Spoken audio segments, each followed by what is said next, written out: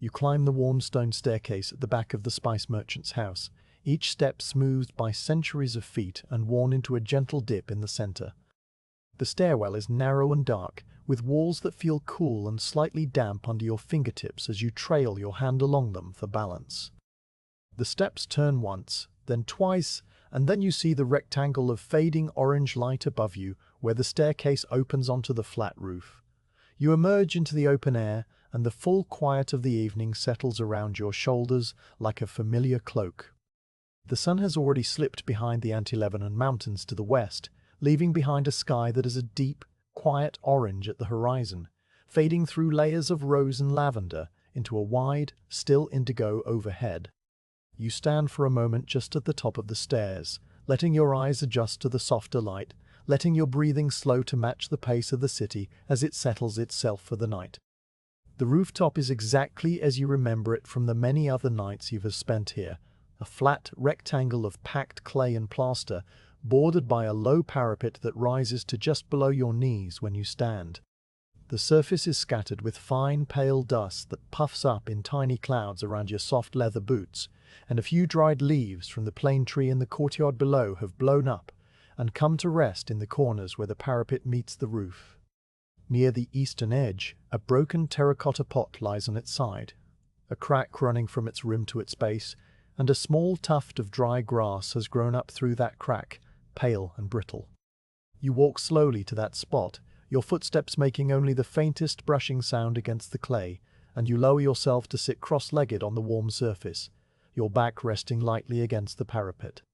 From a leather pouch at your belt, you take a rolled wool mat, thin but soft, and you unroll it with a slow, careful motion, smoothing out the edges so it lies flat beneath you. You place the water skin on your right, its brass cap cool against the roof, and you set the small cloth pouch of dried figs beside it, the knot tied loosely so you can open it later with one hand. You are in no hurry to eat or drink. The night is long and you have brought only what you need. Now you are seated, and you let your gaze wander across the city as it darkens below you.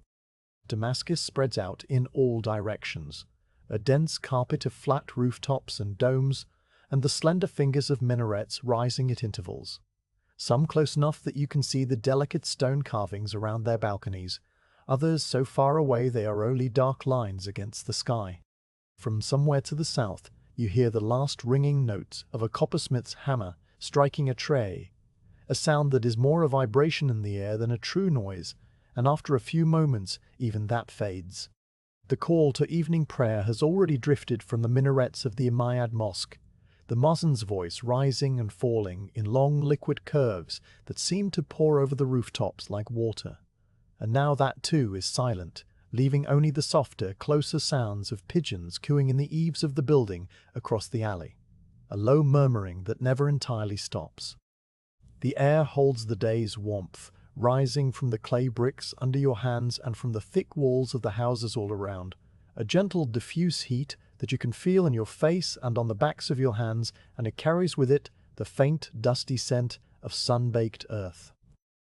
You breathe in slowly, and then out even more slowly, a rhythm you have practiced for so many hours that it comes without thought. The apprenticeship taught you this first, before any other skill, how to sit, how to breathe, how to become part of the stillness. You let your shoulders drop, you unclench your jaw, you rest your hands palm up on your knees, and you begin the long, quiet process of letting the city around you become as familiar as your own breathing. A thin plume of smoke rises from a chimney in the Christian quarter, pale grey against the darkening sky, and you watch it until it dissolves into nothing. A cat picks its way along a neighbouring parapet, its silhouette sharp and precise, pausing once to look back at you with eyes that gleam briefly green in the last light. Then it drops silently into a courtyard and is gone. Nothing else moves. The rooftops are still, the drying laundry that hung from lines during the day has been taken in, and the only shapes are the water jars and clay ovens and wooden sleeping platforms that people bring up to their roofs in the hot months. The sky continues its slow shift through the colors of the dusk. You watch the orange fade to a thin, pale line at the western edge, then that too sinks below the dark ridge of the mountains, and the indigo deepens into a blue so dark it is almost black. The first star appears directly overhead, a single point of light that seems to tremble slightly in the warm air, and you fix your eyes on it for a long moment, letting it anchor your attention. It is a simple practice, this watching, and you have learned to find a quiet pleasure in it. The way the star's faint flicker seems to pulse in time with your own heartbeat if you watch it long enough. More stars appear as the darkness deepens, first a scattering of the brightest ones, then dozens, then a fine dusting of light across the entire dome of the sky. And you note without effort the familiar shapes of the constellations that your master taught you to recognize, the eagle rising in the east, the lying winding ribbon of the Milky Way beginning to emerge like a thin trail of wood smoke, frozen in place. The sounds of the city change as the night settles in Nat. The coppersmith's hammer is long silent. The voices of merchants calling out the prices of figs and apricots and salted fish have faded. The creak of ox carts returning to the stables outside the walls has stopped. What remains is a low, blended hum of smaller, softer noises, the distant, rhythmic groan of a water wheel on the Barada River, a sound so steady that after a while you no longer notice it except when the breeze shifts and brings it closer for a moment. The faint tinkle of a fountain in a courtyard somewhere below. The occasional bark of a fountain in a courtyard somewhere below. The occasional bark of a dog in the far-off vegetable gardens of the Gauta. And always the pigeons, the soft thrumming. A light wind stirs, just enough to carry the scent of jasmine up from a trellis in the courtyard beneath you, and you breathe it in, the sweetness mixing with the dry, chalky smell of the old clay roof. You can smell, too, the faint yeasty scent of bread dough rising in the bakery 2 streets over, where the ovens will be lit before dawn. And underneath all of it, the clean, cool smell of water from the Barada,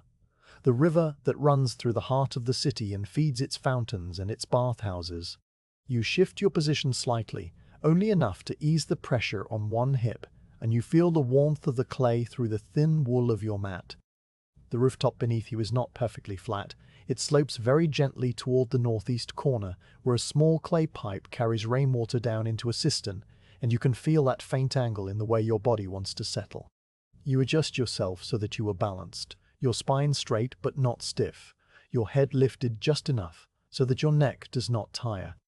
You learn this in the whitewashed courtyard with the lemon tree, the one where you spent so many afternoons sitting on a worn stone bench while your master watched you with his calm, distant eyes. He would place a single chickpea on your knee and tell you to watch it without moving until the sun traveled the width of your hand across the flagstones, and you learned to sit so still that the sparrows would come and peck at the crumbs near your feet. That was the first lesson, and it remains the deepest, that patience is not a waiting for something, but a way of being, a quiet chamber you build inside yourself and furnish with nothing at all. You turn your gaze now to the city itself, letting your eyes trace the lines of the streets and the shapes of the buildings as the last light fades and the oil lamps begin to flicker behind carved wooden screens. Damascus is an ancient city, older than anyone can remember, built and rebuilt on the same spot for thousands of years, and its bones are visible in the wide, straight colonnade of the Via Recta that cuts across the old city from east to west, a line of darkness that you can just make out by the way it interrupts the pattern of rooftops.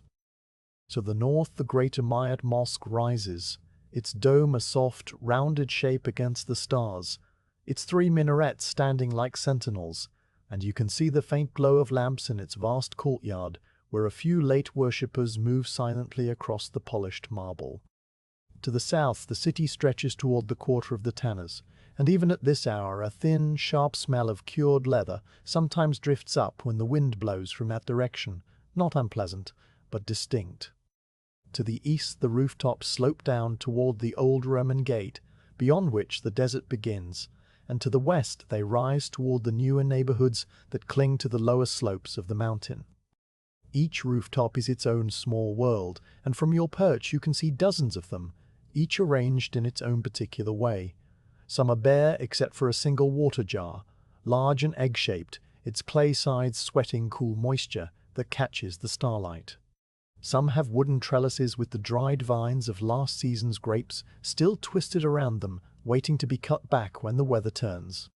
Some have low walls of brick dividing the roof into sections, a sleeping area, a cooking area, a place to sit and take the evening air. On one roof, you can see a small domed structure like a miniature oven, a tandoor where a family bakes its flatbread, and a thin wisp of smoke still rises from its chimney hole. On another, closer roof, a sleeping mat has been left out, striped blue and white, and beside it a pair of wooden clogs are placed neatly together, waiting for the morning. There is no one on any of these roofs now. The families have gone inside to their inner courtyards or their sleeping rooms, and the night is left to the cats and the pigeons and the quiet figures like yourself, who wait and watch and do nothing else. The oil lamps in the windows begin to go out, one by one, the tiny rectangles of warm yellow light winking into darkness until only a handful remain. You watch a particular window, a carved wooden screen with a pattern of interlocking hexagons, and you see the lamplight behind it flicker and then vanish, and you imagine the person inside, an old woman perhaps, or a young couple with a small child, blowing out the wick and settling into sleep. The thought passes through your mind without leaving any mark, like a leaf floating on a stream, and then you are watching the next window and the next, and the slow, gentle extinguishing of the city's lights becomes a kind of rhythm, a lullaby of darkness spreading across the neighborhoods. The streets below are empty now, the shop fronts shuttered with heavy wooden panels, the fountains in the small squares reduced to a barely audible trickle. The night watchman has begun his rounds somewhere in the spice market, you know, carrying his long staff and his lantern on a pole, but you cannot see him from here. Only imagine the slow tap of his staff on the cobblestones and the circle of light moving along the shuttered stalls of cumin and saffron and dried rose petals. You open the pouch of dried figs and take one out, the fruit soft and slightly sticky, and you eat it very slowly, chewing each small bite many times, feeling the sweet, grainy texture on your tongue. You take a sip of water from the brass-capped skin, the water still faintly cool from the shaded cistern where it was drawn this morning, and then you close the pouch again and set it aside. The simple act of eating and drinking takes many minutes, and you're in no hurry, so you let each small motion unfold at its own pace, the way you have been taught to let everything unfold. The night is vast and deep, and you are a small, still point within it, a single figure on a rooftop among 1,000 rooftops, and that is exactly as it should be. Now you direct your attention to the blue door across the alley. This is the door you have been told to watch, though you do not know why, and it does not matter. It is a tall wooden door set into a whitewashed wall, its paint the color of a deep lake, faded and flaking in places, with iron studs arranged in a diamond pattern that catches the starlight faintly. Above the door a small balcony of carved wood projects from the upper floor, its shutters closed, and beneath the balcony a single stone step is worn into a smooth dip by the passage of many feet over many years. The door has a ring knocker shaped like a hand, a Fatima hand, the fingers held close together, and the ring is so still in the motionless air that it seems almost painted there. You watch it without expectation, simply observing its shape and its color, and the way the shadows pool in the recessed panels. And you note, as you noted earlier, that nothing about it has changed since you first looked at it. This is the task, to watch and to notice, and if the door should open you will notice that too, but for now it remains closed, and that is all. The stars continue their slow, imperceptible motion, and you track them by choosing a bright one near the tip of the minaret to the east and watching it drift so slowly that you cannot see it move, but can only know that it has moved when you look back after a long interval and find it in a slightly different place. The moon will not rise for several hours yet, and until it does the starlight is the only light that falls on the rooftops. A pale, cold illumination that turns the clay surfaces a ghostly grey and makes the shadows very dark. You can see the outline of your own hand on your knee, the fingers long and still, and you can see the rough texture of the wool mat beneath you, each fibre distinct if you lean close. The silence has deepened now to a point where you can hear the tiny scratching of an insect moving through the dry leaves in the corner. A sound so fine it is almost not a sound at all, and you can hear your own breathing, slow and even, and the faint rustle of your tunic when you shift just slightly to ease the stiffness in your back. You think about the other nights you have spent on this rooftop, the nights of waiting that came before, and they all blur together in your memory into one long continuous night, a single unbroken span of darkness and stillness, and the slow passage of the stars. There was the night of the new moon, when the darkness was so complete that you could barely see the parapet in front of you, and you had to navigate by touch and memory. There was the night of the strong wind from the desert, the Khamsin, when the air was full of fine dust that settled on your lips and made the stars look hazy and dim. There was the night when a wedding procession passed through the alley below with drums and flutes and the high piercing cries of the women, a sudden burst of noise and light that lasted only a few minutes before fading into the distance, leaving the silence even deeper than before. And there were the many, many nights like this one, with no wind, no sound, no change, just the steady, patient watchfulness that you have come to see as the truest part of your training. You do not know if you will ever be called upon to do the other thing, the thing that the world outside your order whispers about with fear and fascination, because that is not for you to decide. Your place is here on this rooftop, with the water skin and the figs and the slowly turning sky. The cooing of the pigeons softens as they settle more deeply into their roosts, their heads tucked under their wings, and the only bird song now is the occasional distant hoot of an owl hunting in the gardens of the Gauta, a sound that comes and goes and comes again, always from a different direction. The plane tree in the courtyard below you rustles, a long, slow shushing sound as a breath of wind moves through its broad leaves, and then it is still again. You feel the cool air beginning to slide down from the mountains, not cold enough to make you shiver, but cool enough that you notice it, a gentle current that pools in the low places of the city and rises slowly, pressing against the warm clay of the roofs. You pull your light wool cloak from your pack, the fabric smelling faintly of cedar and old wood smoke from the brazier in your master's study, and you drape it over your shoulders without fastening it, letting it hang loosely. The cloak is old and soft, the wool worn thin in places, and it settles around you with a familiarity of something that has been with you through many such nights. Time passes in the way it passes on these nights, not in measured units, but in gradual shifts of light and temperature, and in the slow circling movement of the constellations. You notice that the bright star you were watching earlier has now moved a full hand's width from the minaret's tip, and you note this without counting, just as a passing observation. You notice that the air's become slightly drier, the scent of jasmine fading and the smell of dust and old stone becoming more prominent. You notice that your own thoughts have become quieter, less distinct, merging into a kind of low, calm hum that matches the hum of the city itself. There is no boredom in this, though a person who had not been trained might find it unbearable.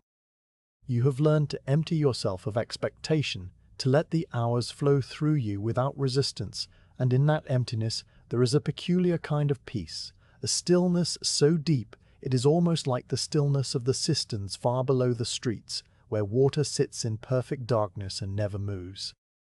You look again at the blue door, tracing its outline, noting the small patch of lichen growing near the bottom hinge, the way the paint has bubbled slightly in the heat of the summer, the tiny crack in the stone lintel above it that forms a shape like a bent reed.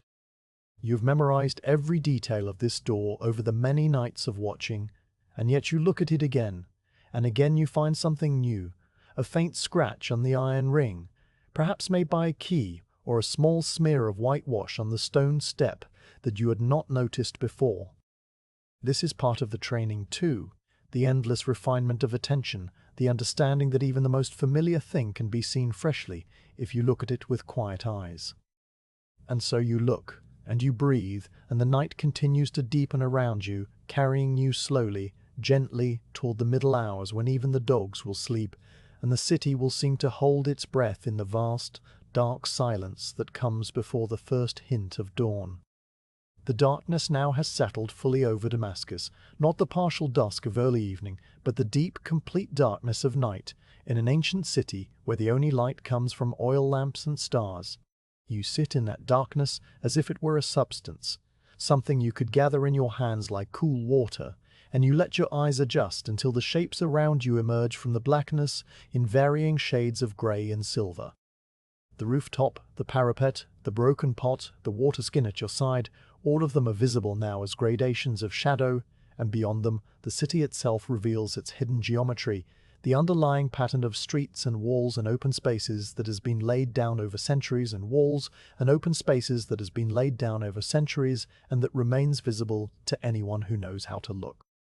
From your elevated perch, you can trace the lines of the old Roman walls, even though you cannot see the walls themselves.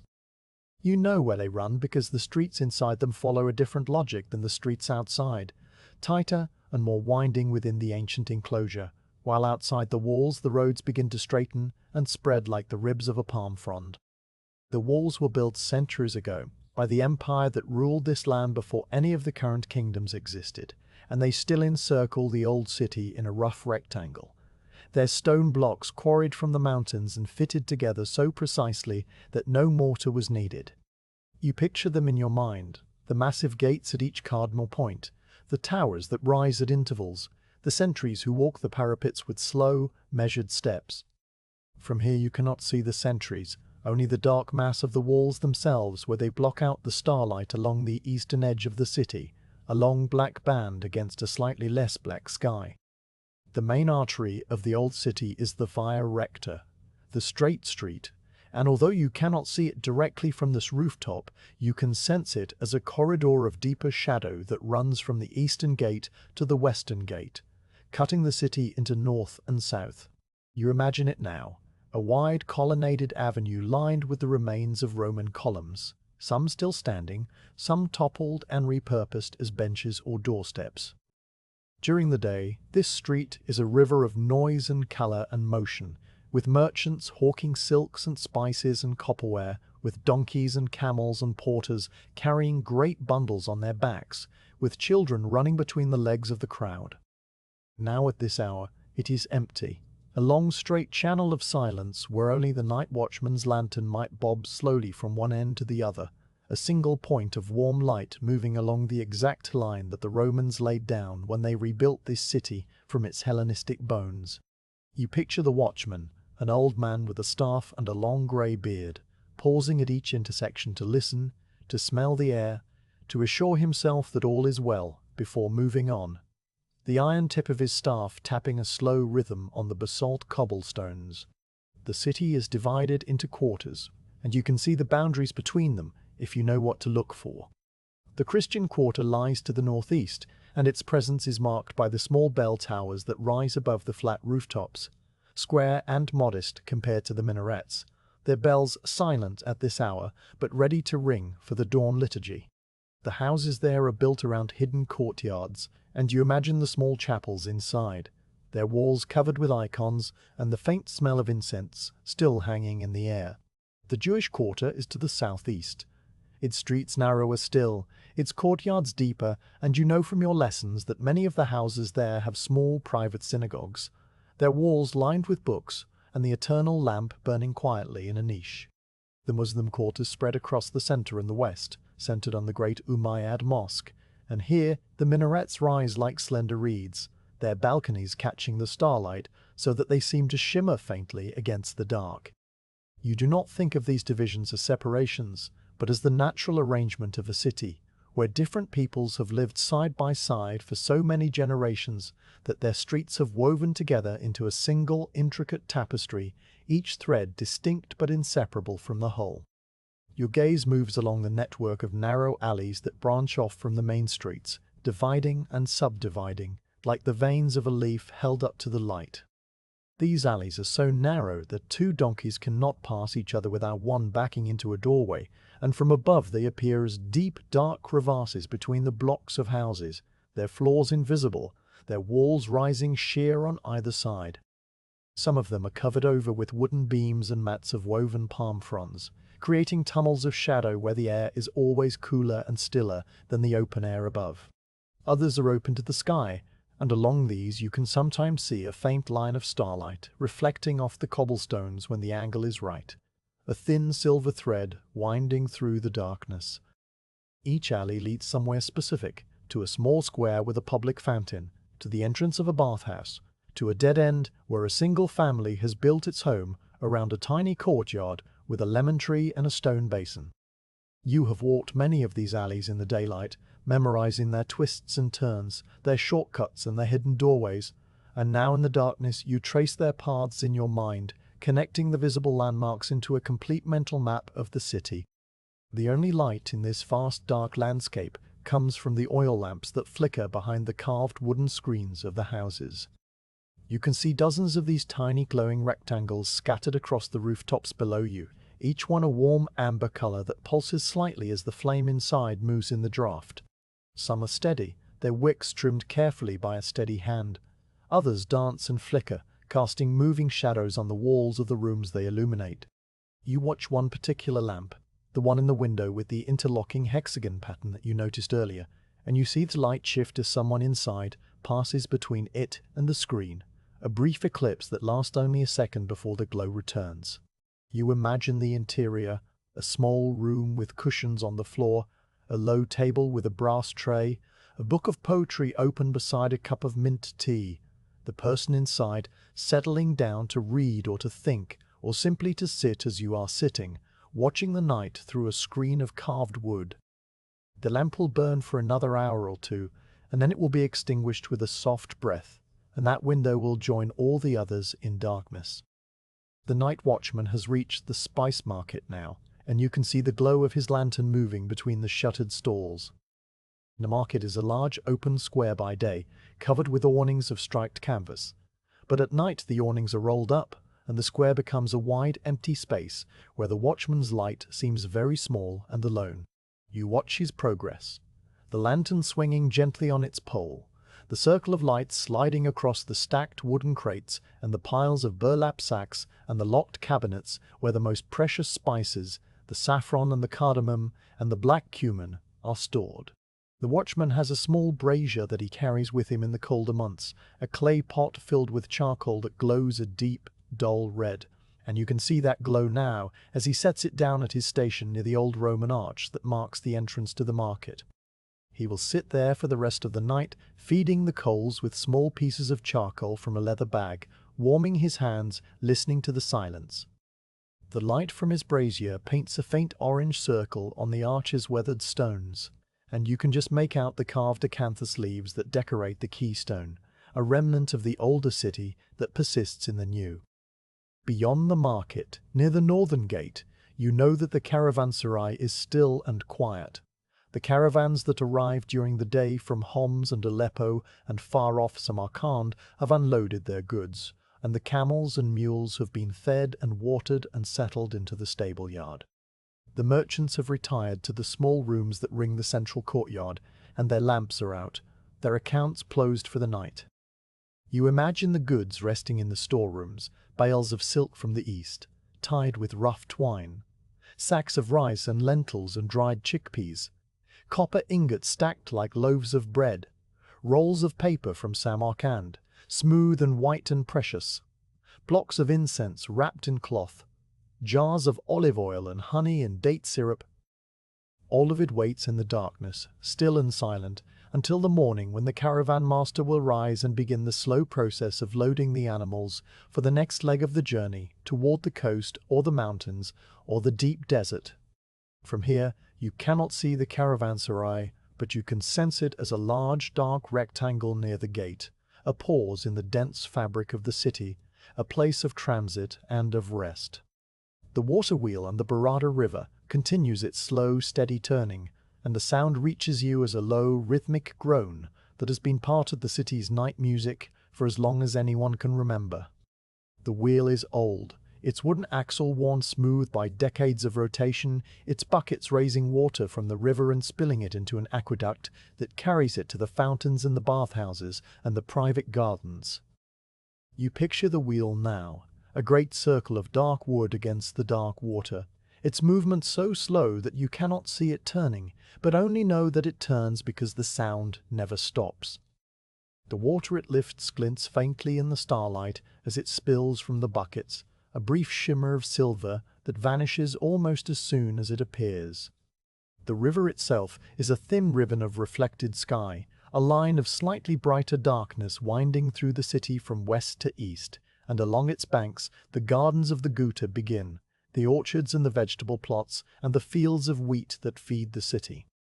The Gouta is a green sea in the daytime, but now it is a dark expanse beyond the walls, silent except for the occasional rustle of an animal moving through the undergrowth, or the distant bark of a farm dog. You shift your attention to the shapes of the minarets against the stars. Each one is slightly different, a signature of the dynasty or the patron who built it. The minaret of the Umayyad Mosque is the tallest and the oldest, a square stone tower that rises in 3 stages, each marked by a delicate balcony of carved stone, and at its very top a small dome that you can see as a rounded silhouette against the Milky Way.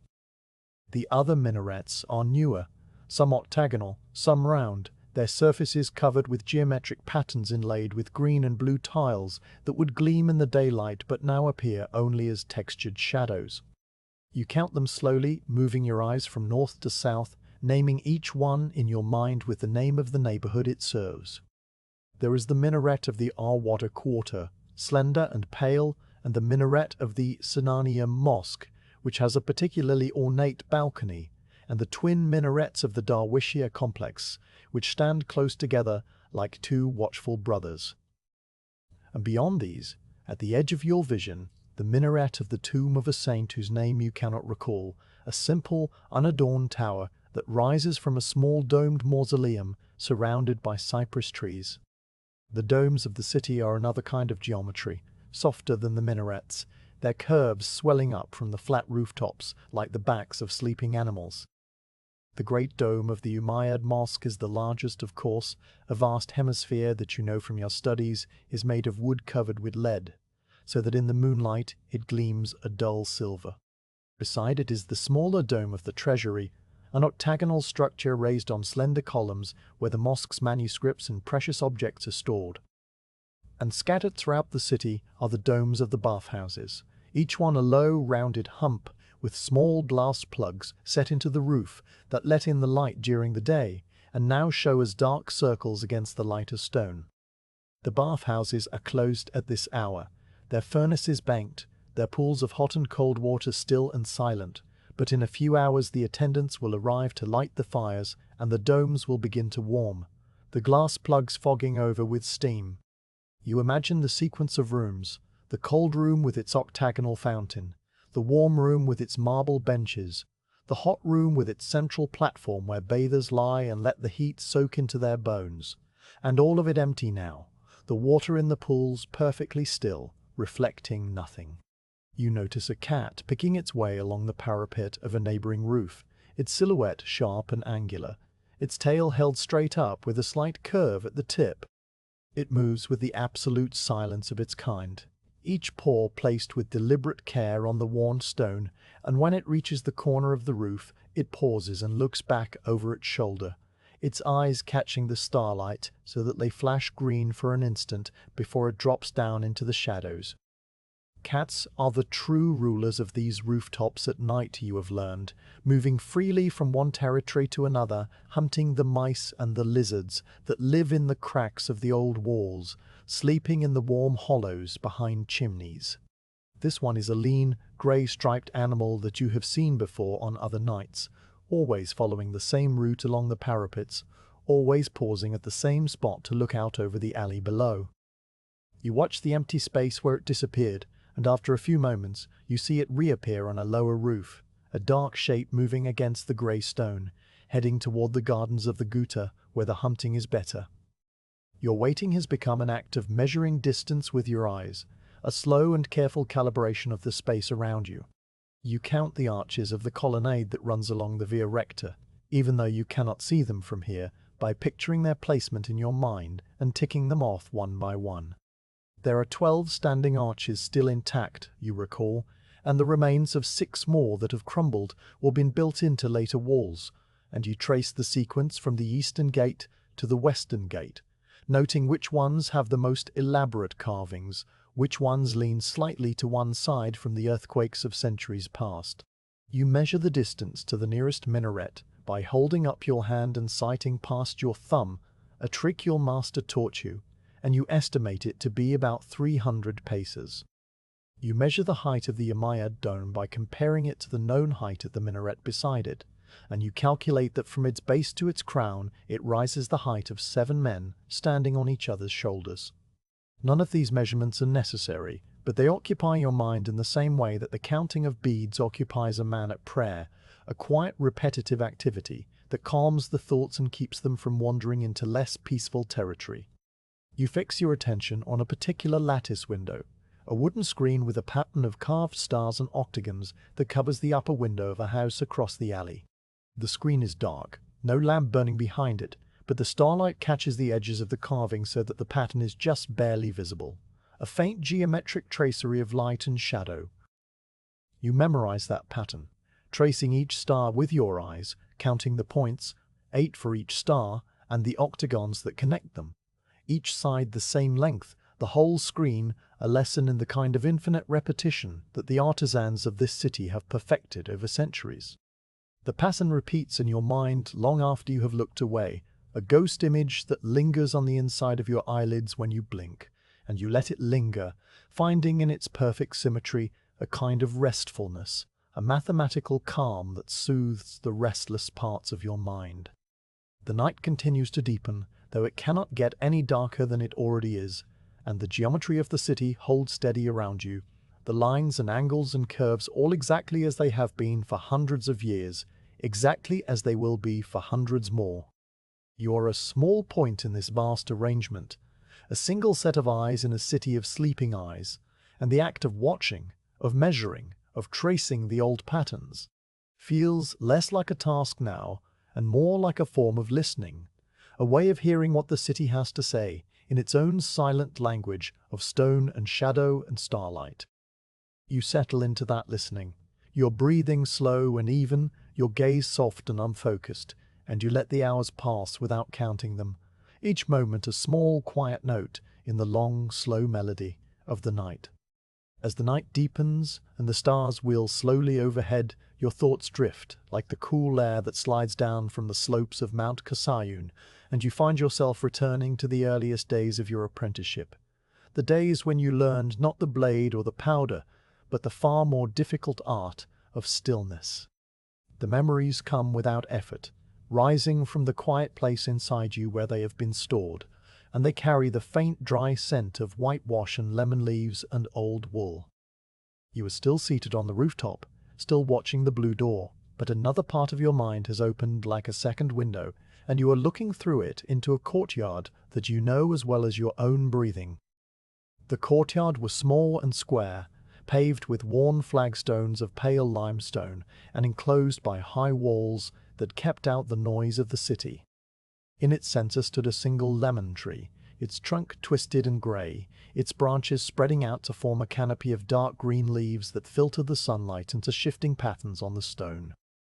At the base of the tree a small fountain trickled continuously, a simple spout of brass in the shape of a lion's head, and the water fell into a basin of unglazed terracotta with a sound so steady and soft that it became, after a while, a kind of silence in itself. This was the place where you came every day, from the early morning until the sun began to slant down the western wall, to learn the first and deepest lesson of the order. Your master, an old man whose hands were like knotted rope with veins that stood out in blue ridges, would meet you there without fail, already seated on a small carpet of faded red wool, his back against the trunk of the lemon tree. He spoke very little, and when he did, his voice was a low, dry rustle, like leaves stirring on a branch, and his words always seemed to settle into the air rather than cut through it. On the first day he placed a single chickpea on your right knee, the small brown seed resting lightly on the bone, and he told you to watch it without moving until the sun traveled the width of your palm across the flagstones. That was all. Then he closed his own eyes and seemed to withdraw into some inner chamber, leaving you alone with the chickpea and the fountain and the slow, hot progress of the morning. At first it was unbearable, though you did not dare show it. Your knee began to ache, then to burn, and the chickpea seemed to grow heavier with each passing moment, pressing into your flesh with a weight far greater than its size. Your mind darted about like a trapped sparrow, seeking any distraction, and you found yourself counting the leaves of the lemon tree, the cracks in the flagstone to your left, the number of times the fountain water rippled before it reached the basin's edge. But gradually, over many days, and then many weeks, the restlessness faded, replaced by something else that you did not have a name for at the time. You began to notice the chickpea itself with a strange new clarity, the fine, papery skin with its tiny veins of darker brown, the small dent where the seed had been attached to the pod, the way the light caught on its curved surface and made a tiny bright point at the top. And as your attention settled on these details, the discomfort in your knee became a distant thing, a noise in another room, and the time began to pass more smoothly, like water flowing through a channel that had been cleared of stones. Your master observed all of this without comment, but after the first month he began to add other exercises, each one simple in its form but deep in its demand for patience.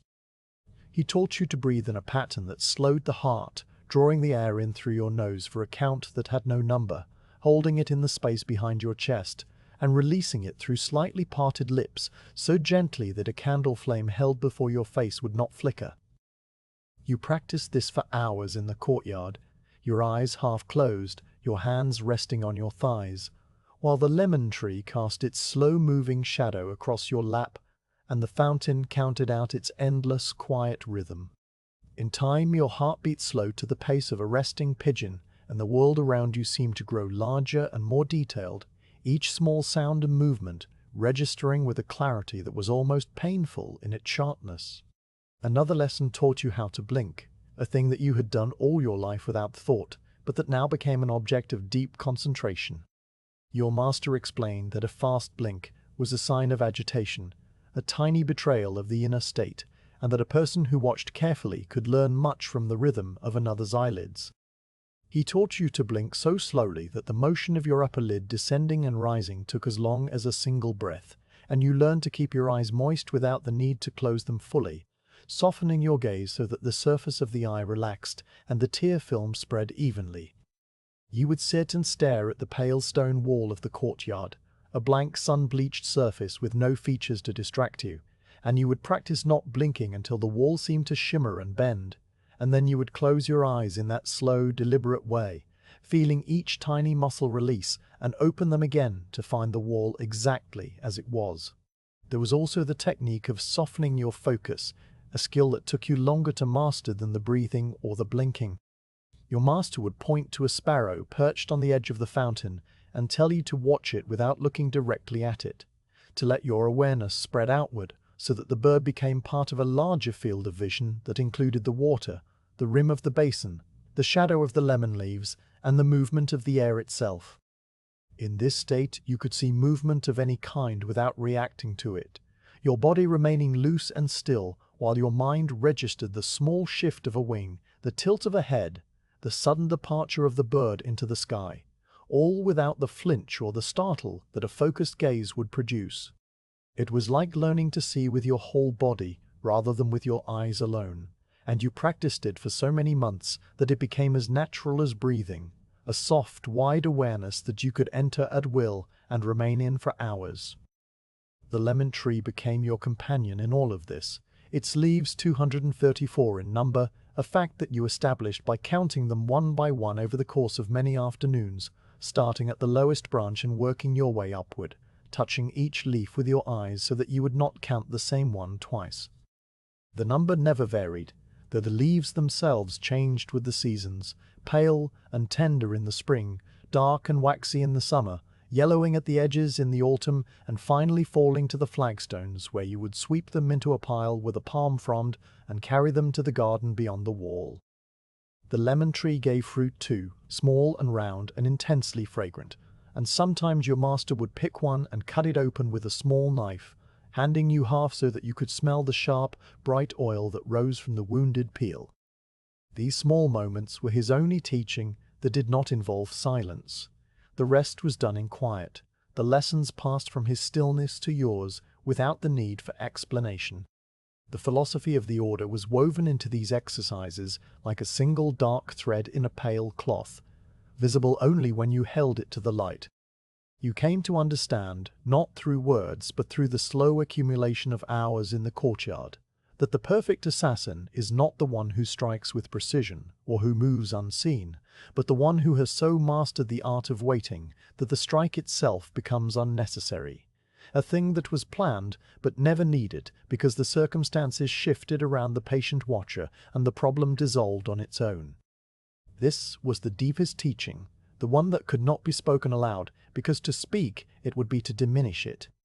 Your master embodied it in his own person, an old man who had never, to your knowledge, harmed anyone, and who spent his days tending the lemon tree and mending the fountain and sitting in the sun with his eyes closed.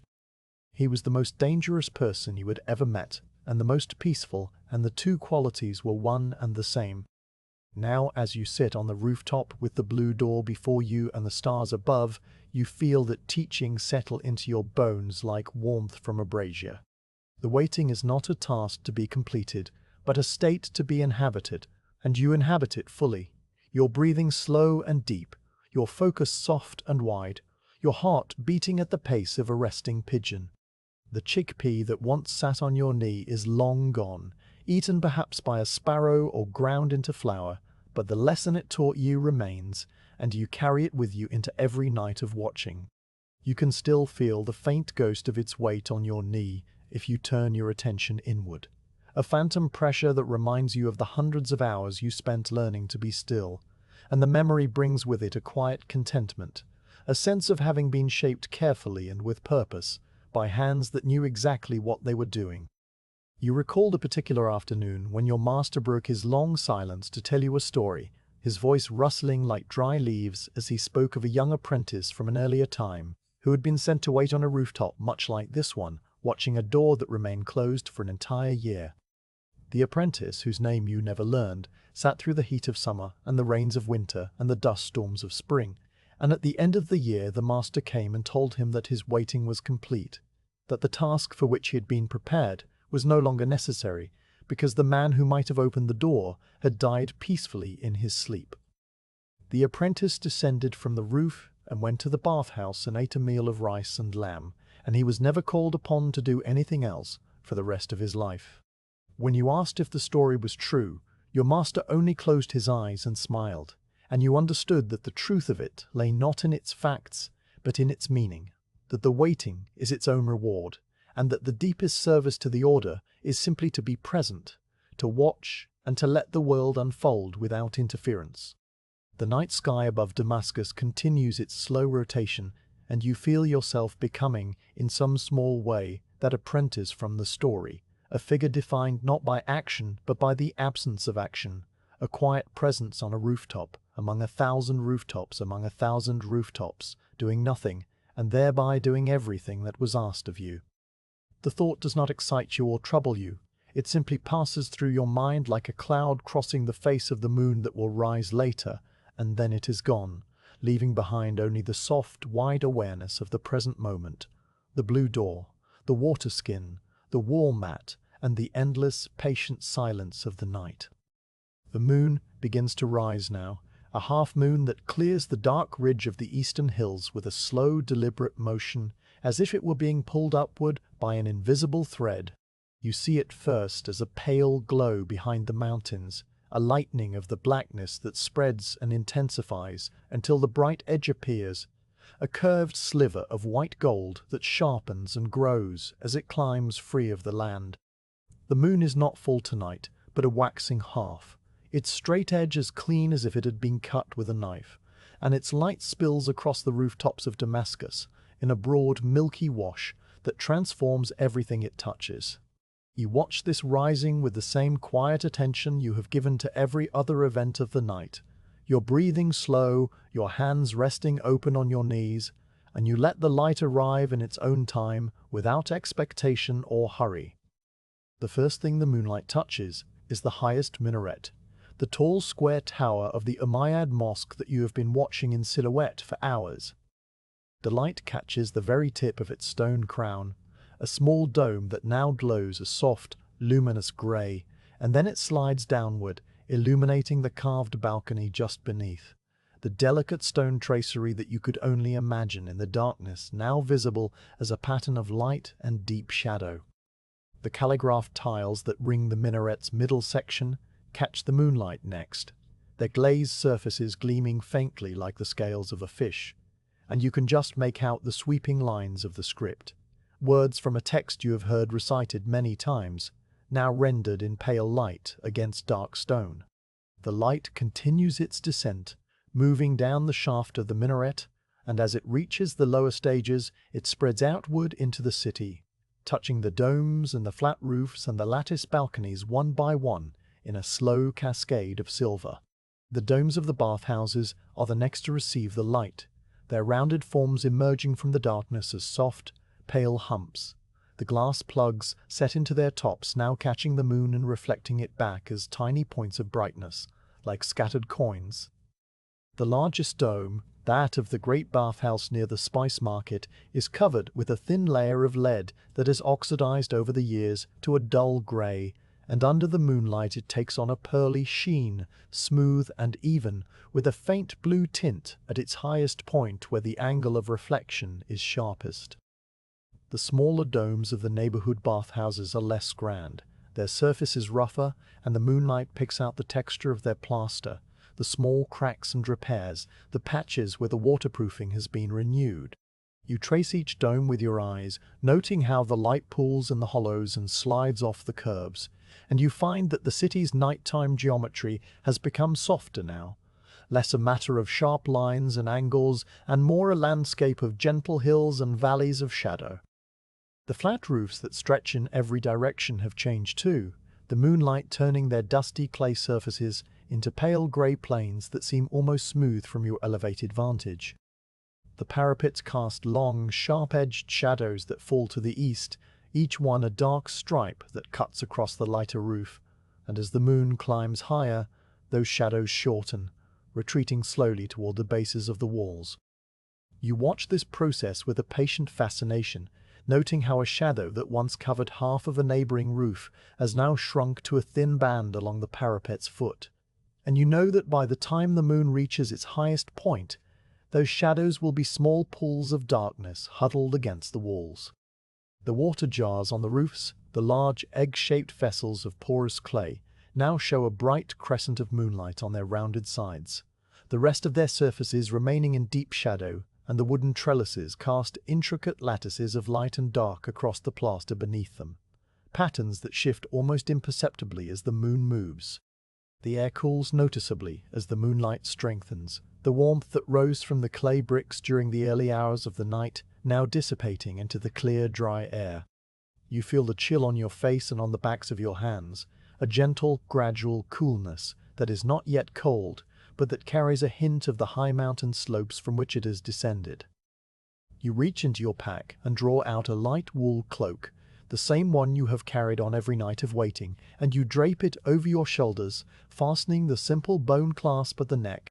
The fabric smells faintly of cedar from the chest where it is stored, and of old wood smoke from the brazier in your master's study where you sometimes sit on winter evenings, and these scents mingle with the night air to create a familiar, comforting blend. The cloak is soft and thin, worn at the elbows and along the hem, and it settles around you with the ease of long use, trapping a layer of warmth close to your body while the moonlight continues to pour down, cold and brilliant, from the sky. You now direct your gaze beyond the city walls, to the dark band of the Ghouta that surrounds Damascus, and the moonlight reveals it as a vast textured expanse of green-grey that stretches to the horizon. By day, the Ghouta is a brilliant emerald, a dense orchard of apricot and almond and walnut trees, of poplars and willows and cypresses, of vegetable plots and fields of wheat and barley, all of it fed by the waters of the Barada River and its many branching channels. At night, under the half-moon, it becomes a sea of soft shadows and pale highlights, the tops of the trees catching the light, while the spaces between them remain dark, and the whole expanse seems to breathe slowly, a living thing resting in the cool air. The irrigation channels that criss-cross the Ghouta are visible now as thin lines of silver their water reflecting the moonlight in a way that makes them look like threads of mercury laid across the dark earth, and you can trace their paths from the river's edge out into the fields, where they divide and subdivide until they vanish among the trees. You remember walking in the gutter during the daylight, perhaps on an afternoon when your master sent you to deliver a message, or to collect a bundle of fresh herbs from a grower near the river. The paths there are narrow and shaded, bordered by high mud walls and thick hedges of jasmine and rose, and the sound of water is everywhere, a constant, gentle trickling that comes from every direction at once. The main channels run alongside the paths, their water clear and cold, flowing over beds of smooth round stones that have been worn to perfect ovals by centuries of current. Smaller channels branch off to feed the individual orchards, and you remember the simple wooden sluice gates that the farmers used to direct the water to one plot or another, raising a board here and lowering one there with a practiced, unhurried motion. The trees in those orchards are ancient, their trunks thick and gnarled, their branches spreading wide to form a canopy so dense that the sunlight falls through in scattered coins of gold, and beneath them the ground is soft, with fallen leaves, and the dark rich smell of damp earth rises to meet you. You walked past an apricot grove where the fruit hung heavy and orange on the branches, and the farmers' children were collecting the fallen ones into woven baskets, their bare feet dusty, their voices carrying in the still air without urgency. Further on, you passed a field of wheat that rippled in the breeze like a green sea, the stalks just beginning to turn gold at their tips, and beyond that, a small vineyard where the grapes were tiny and hard, still months from harvest. A water wheel creaked somewhere in the distance, a smaller cousin of the great wheel on the Barada, and you could hear the splash of its buckets as they emptied into a raised channel that ran along the top of a stone wall. The whole of the gutter was alive with sound and scent, and the slow, patient work of tending growing things, and walking there felt like moving through a green dream, a place set apart from the stone and dust of the city. Now, from the rooftop, the gutter is silent and still, its sounds carried away by the night, and you can only see it as a dark, breathing presence under the moon. The poplar trees that line the main road to the eastern gate rise like slender spires, their tops catching the moonlight so that they appear dusted with silver, and the cypresses that mark the small cemeteries are black vertical lines against the paler sky. The Barada River itself glints through the trees in scattered flashes, a winding ribbon of light that divides the gutter in two, and you follow its course with your eyes from the point where it emerges to the west, all the way to where it disappears into the desert, to the east, a journey that you know takes several hours on foot, but that your gaze covers in a single, slow sweep. Beyond the gutter, the desert begins, a faint, pale emptiness under the moon, featureless and vast, stretching away into the darkness toward Palmyra and the Euphrates and the distant lands of the east. You bring your attention back to the rooftop and to the immediate surroundings, and you notice how the moonlight has transformed even the smallest details. The broken terracotta pot near your feet, which in the darkness was only a vague shape, now shows its crack clearly, a dark line that runs from the rim to the base, and the tuft of dry grass that grows through it casts a tiny intricate shadow on the clay. The water skin at your side glows with a soft, diffuse light along its top curve. The brass cap, a bright point of gold, and the wool of your mat shows its weave, each thread distinct in the pale illumination. The parapet itself, which is made of limestone blocks that were once rough-hewn, has been worn smooth by wind and rain over the centuries, and the moonlight reveals the subtle undulations of its surface, the small pits and hollows, the faint fossil traces of ancient sea creatures that you can see if you lean close. You run your fingers lightly over the stone, feeling its cool, gritty texture, and the moonlight on your hand makes the skin look pale and strange, the veins faintly blue beneath the surface.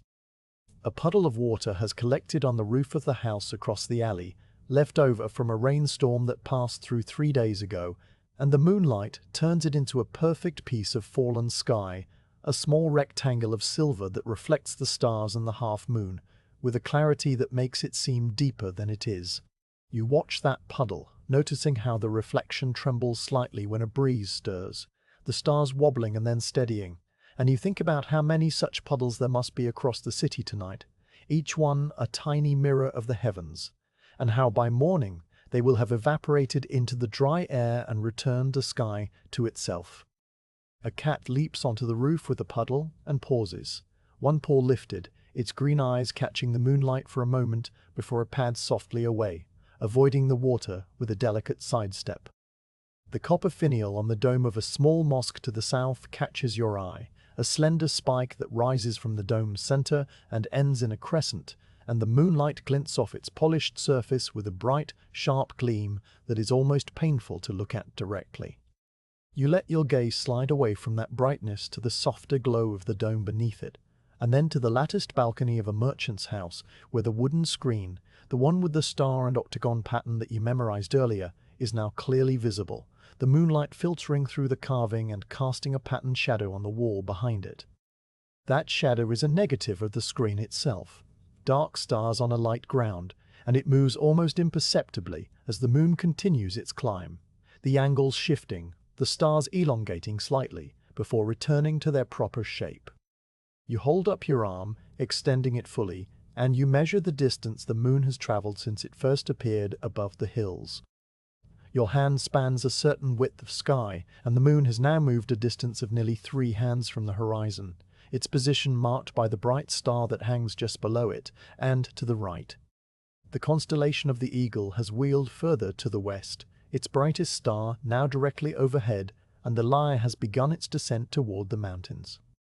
The Milky Way, which was a faint, dusty band earlier in the night, now shines with a more definite glow, the moonlight dimming the fainter stars, but making the brighter ones stand out with a hard, crystalline clarity.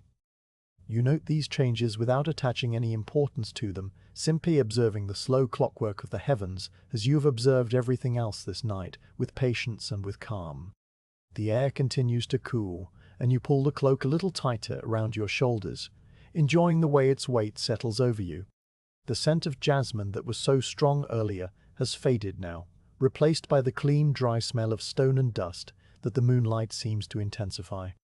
You can still smell the faint, yeasty scent of the bakery, though it is fainter now, and the distant, sharp smell of the tanneries, and underneath it, all the ever-present coolness of the river. The night has reached its middle, that deep, still hour when even the watchmen doze and the dogs sleep, and the only movement is the slow, silent progress of the moon across the sky, and you are part of that stillness, a single point of quiet attention in a city of quiet sleepers, watching the light as it washes over stone and wood and water, asking nothing, expecting nothing, content simply to be here, to see and to wait. The night air over Damascus is never truly still. Even when no wind stirs the leaves of the plane trees or ripples the surface of the courtyard fountains, it moves in slow, invisible currents that carry the city's breath upward to the rooftops, and as the middle hours of the night settle around you, your senses begin to separate the layers of scent that drift past like ribbons of silk unraveling in water. This is another part of the training, the refinement of the nose, and you practice it now with the same quiet attention you once gave to the chickpea on your knee, letting each fragrance rise and fall and fade without grasping at it, simply noting its presence and its character before releasing it to make room for the next.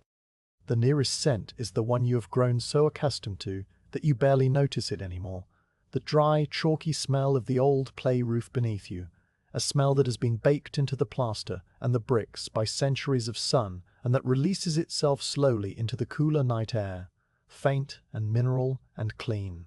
It reminds you of the way the earth smells after a long drought, a dusty, patient scent that has nothing of dampness in it, and it mingles with the even fainter odor of your own wool mat,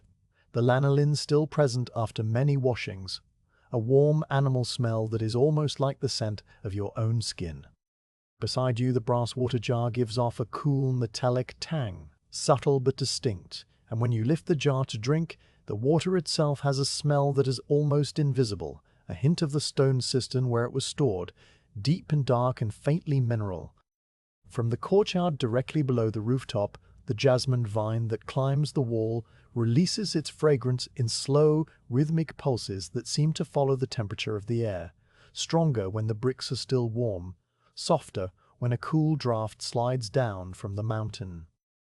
The jasmine is in full bloom now. Its small white flowers shaped like tiny stars, and you can picture them clustered along the green vine, their petals waxy and pale in the starlight. Their scent, a heavy sweetness that rises like a visible thing and hangs in the air around you before thinning and drifting away. The sweetness is not cloying but plain, with a faint green undertone that comes from the leaves and the crushed stems, and you let it fill your nose and then your whole head until it seems to color the darkness with a soft white glow. Beyond the jasmine, from the direction of the bakery 2 streets over, comes the yeasty scent of bread dough rising in great wooden troughs.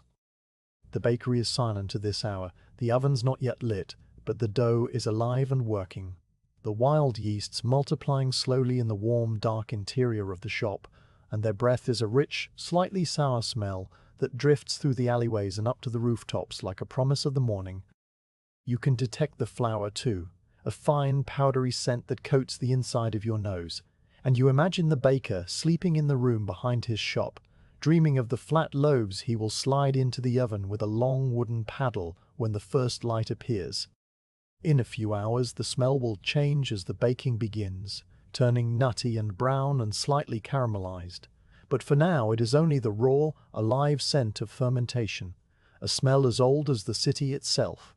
The spice market is closed and shuttered, but its ghost lingers in the air, a complex layered fragrance that cannot be locked away behind wooden panels.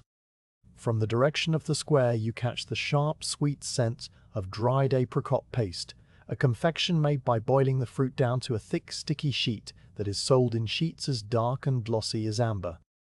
The smell is intensely fruity, with a hint of the sulfur that preserves the color, and it mixes with the dusty floral scent of dried rose petals and the medicinal sharpness of saffron, each thread of which carries a fragrance that can perfume an entire room. You can detect cumin too, earthy and warm, and the faint pine-like smell of mastic and the citrusy brightness of sumac, all of them stirred together into a single, harmonious chord that rises from the locked cabinets where the most precious spices are stored. The scent is fainter now than it is during the day, but the cool night air preserves it, carrying it further than the heat would allow, and so it reaches you as a delicate, distant reminder of the market's daytime abundance. From the eastern side of the city, near the great gate where the caravanserai stands, the animal smell of camels and mules reaches you when the breeze shifts just so. It is not an unpleasant smell, though it is strong. It is the smell of warm hides and dry dung and the sweetish, grassy odor of the fodder that the animals chew slowly through the night. The camels are resting now, their long necks folded down, their eyes half closed, and their breath comes in slow, rhythmic puffs that smell of the hay they ate at sunset. You can picture them in the stable yard, their bodies creating great dark shapes against the pale stone, their soft grunts and groans blending into the other night's sounds. The mules are smaller and more restless, shifting their weight from one foot to another, and their smell is sharper, more like horses, with a tang of sweat and leather from the harnesses they wore during the day. The scent of rosewater seems to be baked into the very walls of the old houses, a fragrance that has been used for centuries in cooking and in washing and in the fountains of the wealthy, and that has seeped into the plaster and the wood and the stone until it has become part of the city's permanent atmosphere. You notice it especially when the air is still, a faint, elegant perfume that seems to emanate from nowhere and everywhere at once, and you imagine the rose gardens of the Ghouta, where the petals are gathered at dawn, the distillation flasks where the essence is captured, and the glass bottles sealed with wax that hold the finished water, each drop containing the concentrated scent of 100 flowers. The smell is cool and refined, a note of perfect clarity that rises above the earthier scents of the city like a single high star above a dark landscape. A thread of smoke drifts past your nose, thin and grey, the smell of a charcoal fire dying slowly in a brazier somewhere in the neighbouring quarter. This is a different kind of smoke than the wood smoke of the bakery or the incense of the mosque. It is the smoke of burnt olive pits and pressed charcoal, acrid and hot, with a metallic edge that catches at the back of your throat. You imagine the old woman who tends the brazier, a widow perhaps, sitting in her small courtyard and raking the embers flat with an iron tool so that they will keep their heat until morning, when she will add fresh fuel to cook the morning meal. The smoke rises in a thin column and then spreads out flat when it reaches the level of the rooftops, mixing with the other scents and adding its own sharp, dry note to the night's perfume. Nearby, from the workshop of a leather tanner that you know lies just south of the spice market, the faint, clean smell of cured hides drifts upward. The tannery uses lime and acacia pods to treat the skins, and the smell is astringent and slightly bitter, like the smell of green walnuts. During the day this odor is much stronger, and the tanners work with their arms stained dark brown up to the elbows, stretching the wet skins over wooden frames to dry. At night the workshop is shuttered, but the smell clings to the wooden beams and the stone floors and seeps out through the cracks in the shutters, a permanent record of the day's labor that the night slowly erases with its cooler, cleaner air. From a scribe's stall in the book market, a place you know only from your master's descriptions, the smell of ink and paper and leather bindings finds its way to you on the same slow current. The ink is made from lamped black and gum arabic, and it has a dark, sooty scent with a hint of sweetness from the binder, while the paper, which comes from Samarkand in long, creamy rolls, smells of the mulberry fibers from which it was made, a scent that is almost like fresh hay, but finer and drier. The leather of the book bindings has been dyed with indigo and pomegranate rind, and it carries a faint, fruity odor that mingles with the ink in the paper into a single, quiet smell of learning and of patience, a smell that you associate with the long afternoons you spent in your master's study, reading the old texts. Closer again, from the courtyard of the house directly across the alley, you catch the bright, sharp scent of lemons that have been cut open and left on a stone ledge to freshen the night air. The lemon scent is so vivid that it seems to slice through the heavier perfumes like a knife, clean and acidic and intensely yellow, and you can almost see the fruit in your mind's eye, the pale segments glistening with juice, the white pith that still clings to the peel, the tiny oil glands in the skin that release their fragrance when the fruit is cut. This is a scent you know well from the lemon tree in your master's courtyard, and it carries with it a memory of those afternoons, the heat of the flagstones, the sound of the fountain, and the dry voice of your master telling you to breathe in the scent and let it clear your mind. The night air also brings you the clean, cold smell of the river, the Barada, which flows through the city from the mountains and waters the gardens of the Ghouta before continuing on into the desert where it vanishes into the sand. The river smell is a complex thing, not just water, but water that has passed over smooth stones and through reed beds and under the roots of old willow trees, picking up the scent of mud and fish and the faint, sharp odor of watercress. In the summer the river shrinks and its smell grows warmer and more vegetal, but now, in this season, it is cool and fresh and carries a hint of the snow that still lingers on the high peaks of the anti-Lebanon range. You breathe it in deeply, letting it clear the last traces of charcoal smoke from your lungs.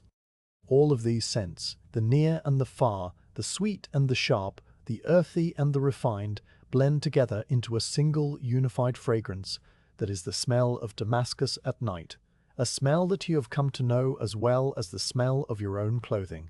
It is a smell that changes from hour to hour and from season to season, and yet it is always recognizably the same, like a familiar face seen in different lights. You sit in the center of this invisible garden, your senses open and quiet, and you let each scent arrive and depart without holding on to it, practicing the same detached awareness that you bring to the watching of the door and the counting of the stars. The night air is your teacher now, as the lemon tree was your teacher before, and it has a lesson to offer if you are still enough to receive it, that every moment is full of a richness that goes unnoticed by those who rush, and that patience is simply the willingness to let that richness reveal itself in its own time. Midnight has passed, though you have not marked its exact arrival by any chime or call. The muezzin's voice from the Umayyad mosque faded long ago, its final notes dissolving into the dark hours before the moon rose, and no other sound has risen to take its place. The city now rests in its deepest stillness, a quiet so complete that it feels less like the absence of noise and more like a presence in itself. A heavy, soft blanket that has been draped over the rooftops and the alleys and the courtyards, muffling everything beneath its weight. You sit within that stillness as if within a room whose walls are made of silence, and you let it press gently against your ears and your skin, a sensation that is almost physical, like the cool touch of smooth stone. The dogs have stopped barking, even the ones that usually pace the edges of the vegetable gardens in the gutter, responding to the howls of distant cousins that never come tonight.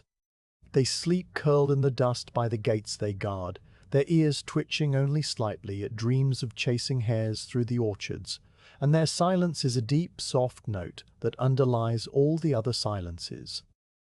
The pigeons in the eaves are utterly still, their cooing long since ceased, and if you listen very carefully you might imagine the faint, feathery sound of a wing adjusting itself. But even that is too distant to be sure. The fountain in the courtyard below has been turned off for the night, its basin dry, and so the trickle that normally accompanies your thoughts is absent, leaving a void where that small, steady voice used to be. In this profound quiet, the smallest sounds become audible, sounds that during the daylight or even the early evening would be swallowed by the general hum of the city. You hear now the tiny scratching of a beetle moving across the plaster of the parapet to your right, a sound so fine and high that it is almost a tickle inside your ear rather than a noise in the air. The beetle is small and dark, its shell the color of old copper, and it moves with a slow, deliberate purpose, each leg lifting and placing with microscopic care, its path a wandering line that traces the rough texture of the plaster. You do not turn your head to look at it, you simply let the sound exist, a delicate thread of noise that weaves itself into the fabric of the silence, and then, after a time, fades as the beetle finds a crack and disappears into the wall. You shift your weight slightly, no more than the width of a finger, and you hear the faint crackle of your own clothing, the soft tunic of undyed linen that you wear beneath the wool cloak, and the slight rustle of the cloak itself as the folds rearrange themselves. The sound is brief and intimate, like the whisper of dry leaves, and it reminds you that your own body is part of the night's texture, that even your stillness is a living thing, with its own small noises, the creak of a joint, the soft release of breath through your nose, the barely perceptible beat of your heart that you sometimes imagine you can hear when the silence grows deep enough. After the rustle dies away, the stillness returns even more completely, as if the silence had been briefly interrupted, and now comes back with renewed depth, filling the space your movement left behind. From far down the straight street, the Via Recta that cuts through the old city, you catch a sound so distant and so faint that it might be a memory or an imagining, the single, clear ring of a horse's hoof striking a stone. The sound arrives after a long delay, travelling through the winding corridors of the alleys and the walls, softened by distance until it is just a tiny bell-like note that hangs in the air for a moment and then vanishes, leaving no echo. You cannot tell if it was a real horse, perhaps one of the night watch's mounts, or a late traveller arriving at the eastern gate, or if your mind assembled it from the longing for something to hear.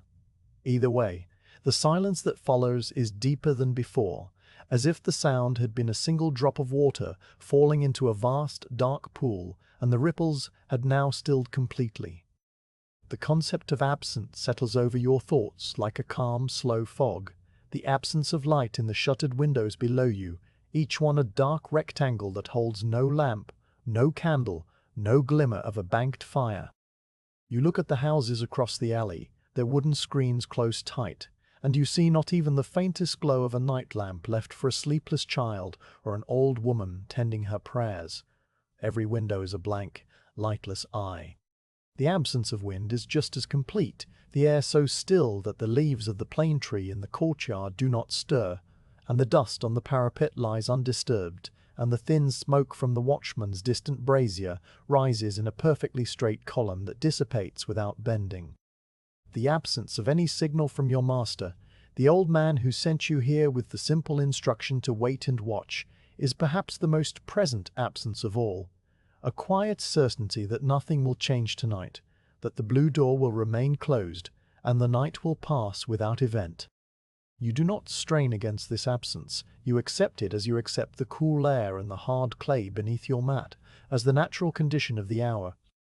You review the instructions you were given, not because you have forgotten them, but because the act of recalling them is a way of settling more deeply into the waiting, like repeating a familiar phrase that calms the mind. The instructions were spoken in your master's dry, rustling voice as you stood in the whitewashed courtyard with the lemon tree, the afternoon sun slanting through the leaves, and he told you to go to the eastern rooftop of the spice merchant's house, to bring only water and a few figs, to wait through the night, and to watch the blue door across the alley. Do nothing else, he said, and then he closed his eyes and returned to his inner chamber, and you left without asking any questions, because you knew that questions were not part of the training.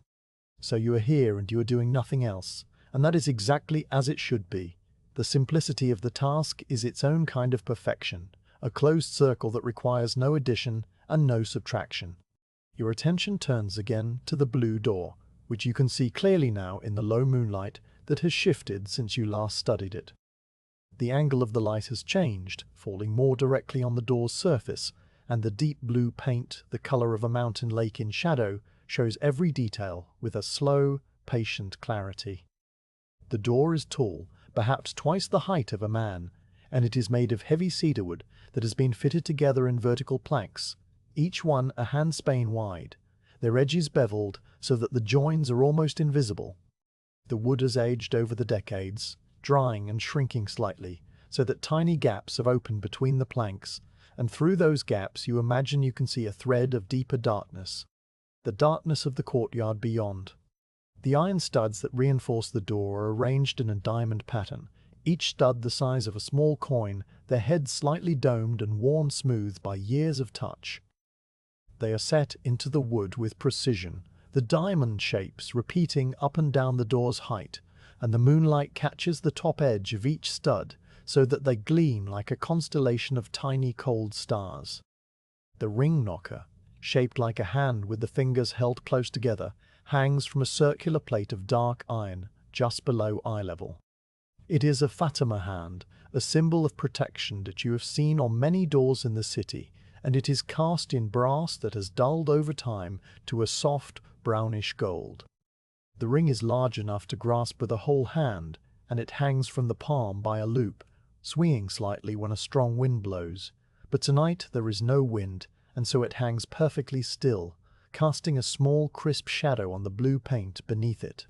The shadow has the shape of the ring and the palm together, a distorted hand with too many fingers, and you study that shadow for a long while, noting how it differs from the actual knocker, how the light simplifies and changes the form.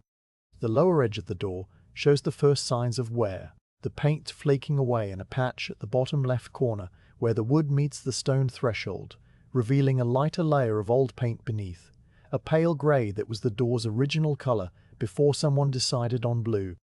The flakes curl upward at their edges like tiny dried petals, and beneath them the bare wood is a warm, honeyed brown, its grain visible as fine, wavy lines.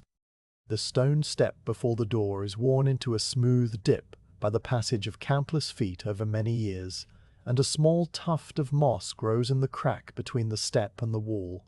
bright green even in the moonlight, a little burst of life in all this stillness. Above the door the carved wooden balcony projects outward, its shutters close tightly, and the shadow of the balcony falls across the upper portion of the door in a diagonal slash that changes shape so slowly you cannot see it move, but only know that it has moved when you look away and then look back. The whitewashed wall on either side of the door is cracked in places, a fine network of lines like the veins on the back of a leaf, and in one place the plaster has fallen away to expose the dark brick beneath,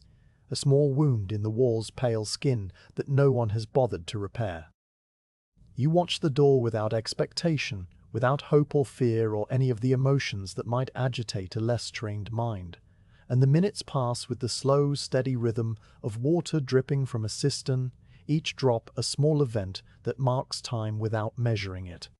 You do not count the minutes, because counting would be a form of impatience, a way of wishing the night away, and you have learned not to wish but to be.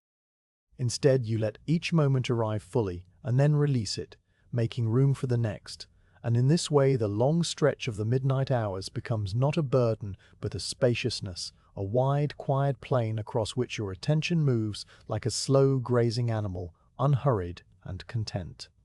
The silence continues to deepen, though it could not get any deeper, and the stillness holds, and you remain as you have been, a quiet figure on a quiet roof, watching a door that does not open, listening to a city that does not speak. And somewhere beneath the silence, beneath the stillness, beneath the patient ticking of your own slow heart, you feel the presence of something that is not an event, or a signal, or a change, but simply the night itself, vast and dark and perfectly at peace, and you are part of it, and that is enough. The deep silence of midnight has now settled so completely over the city that your thoughts, finding nothing external to hold on to, turn inward and then downward, toward the hidden places beneath the rooftops, the spaces that lie under the streets and the courtyards and the old stone walls. Damascus is a city built on water, its life sustained by the rivers and the springs and the ancient channels that have carried moisture from the mountains into the heart of the desert for longer than anyone can remember. And as you sit on this warm clay roof, you begin to trace in your mind the path that water takes to reach you, a journey that is silent and invisible, but as present as your own breath. The stillness of the night seems to invite this contemplation, opening a door into a world that exists beneath the surface, a world of flowing darkness and cool dripping stone, and you step through that door without moving from your mat. The water begins its journey far to the west, on the high slopes of the anti-Lebanon range, where snow lingers in the shadowed crevices, even into the late spring, and where small springs bubble up from cracks in the limestone, fed by the slow melt of that snow, and by the deep aquifers that have gathered rainfall over centuries. These springs are humble things, just a wet patch of dark rock, a trickle that gathers itself into a rivulet. Then another rivulet joins it, and another, until a small stream is born, clear and icy cold, racing down the mountainside over beds of round grey stones and through thickets of wild mint and oleander. The stream carves a narrow valley for itself, its banks lined with poplar trees whose roots reach down into the water and whose leaves shimmer green and silver in the mountain breeze. Shepherds bring their flocks to drink at these streams, and the water is so cold that it numbs the lips and teeth, tasting of stone and sky and the clean, sharp air of the high places. As the stream descends, it encounters the first of the human works that will guide it to the city, a small stone dam built many centuries ago by the Roman engineers who first brought the water to Damascus, a low wall of fitted basalt blocks that diverts a portion of the flow into a covered channel. This channel, the aqueduct, is a masterpiece of patient, careful construction, a long line of stone arches that strides across the valleys and hugs the contours of the hillsides, its gradient so slight that the water moves at a walking pace, slow and steady, never rushing, never pausing. The channel is lined with a special waterproof cement, a mixture of lime and crushed pottery and volcanic ash that hardens under water and remains smooth for centuries, and the flow glides over this surface without turbulence, a sheet of clear liquid about the depth of a man's forearm, reflecting the sky in small shifting patches where the covering slabs have cracked and let in the light. You picture this aqueduct now, not as a ruin, but as a living thing, its dark tunnel stretching for miles across the arid slopes, its interior cool and damp and smelling of wet stone, and the faint clean odor of water that has never seen the sun. The sound inside that tunnel is a continuous, soft murmur, a low, liquid note that rises and falls very slightly as the channel widens or narrows, but that never stops, a constant hum that has been sounding for 1,000 years. Small ferns grow in the cracks of the mortar, their fronds pale from the lack of light, and sometimes a bat hangs from the ceiling, its folded wings like tiny dark envelopes, undisturbed by the slow passage of the water beneath it. The aqueduct crosses ravines on high arches, and at those points the water is exposed to the air for a brief span, glinting in the sun like a silver thread before plunging back into the darkness of the covered channel on the far side. After many miles of this patient descent, the aqueduct reaches the edge of the Ghouta, the green belt of orchards that surrounds Damascus, and here the water emerges into the sunlight and is divided for the first time. A distribution basin, a large rectangular pool of cut stone, receives the flow and splits it into several main branches, each one directed toward a different part of the oasis. The basin is old, its stones worn smooth by the endless movement of water, and around it the farmers have built small sluice gates of wood and iron that they raise and lower to direct the flow into their own channels. The water in the basin is no longer the icy melt of the mountains but has warmed slightly under the sun, and its surface is alive with the dancing shapes of reflected leaves from the overhanging trees, the shifting patterns of light and shade that make the water seem to breathe. From this basin, the water travels outward through a network of smaller channels that run alongside the paths of the Guta, bordered by high mud walls and shaded by apricot and walnut trees, and the sound of it is a constant, gentle trickle that mingles with the songs of the birds and the distant lowing of oxen. The main branch that continues toward the city flows into an underground channel, a kanat, that has been dug beneath the eastern gate and runs deep under the streets and the houses. The kanat is a tunnel of dark stone, tall enough for a man to stand upright if he stoops slightly, and it is lined with the same smooth, hard cement as the aqueduct, its floor worn into a shallow groove by the passage of the water over centuries. The darkness inside is absolute, a thick, velvety blackness that is never touched by the sun, and the air is cool and damp, and smells of minerals and the faint, sweet odor of the clay pipes that branch off from the main channel. Every so often a vertical shaft rises to the surface, a well that lets in a shaft of light and a breath of fresher air. And if you were to stand beside one of those shafts on the street above, you would hear the faint, far-off sound of the water running in the deep darkness below, a sound that is more a vibration in the stone than a noise in the air. From the main kanat, smaller pipes branch off in every direction, a hidden network that reaches every fountain, every bathhouse, every important courtyard in the old city. These pipes are made of different materials, each chosen for its purpose and its place. Clay pipes, baked hard and glazed on the inside to make them smooth,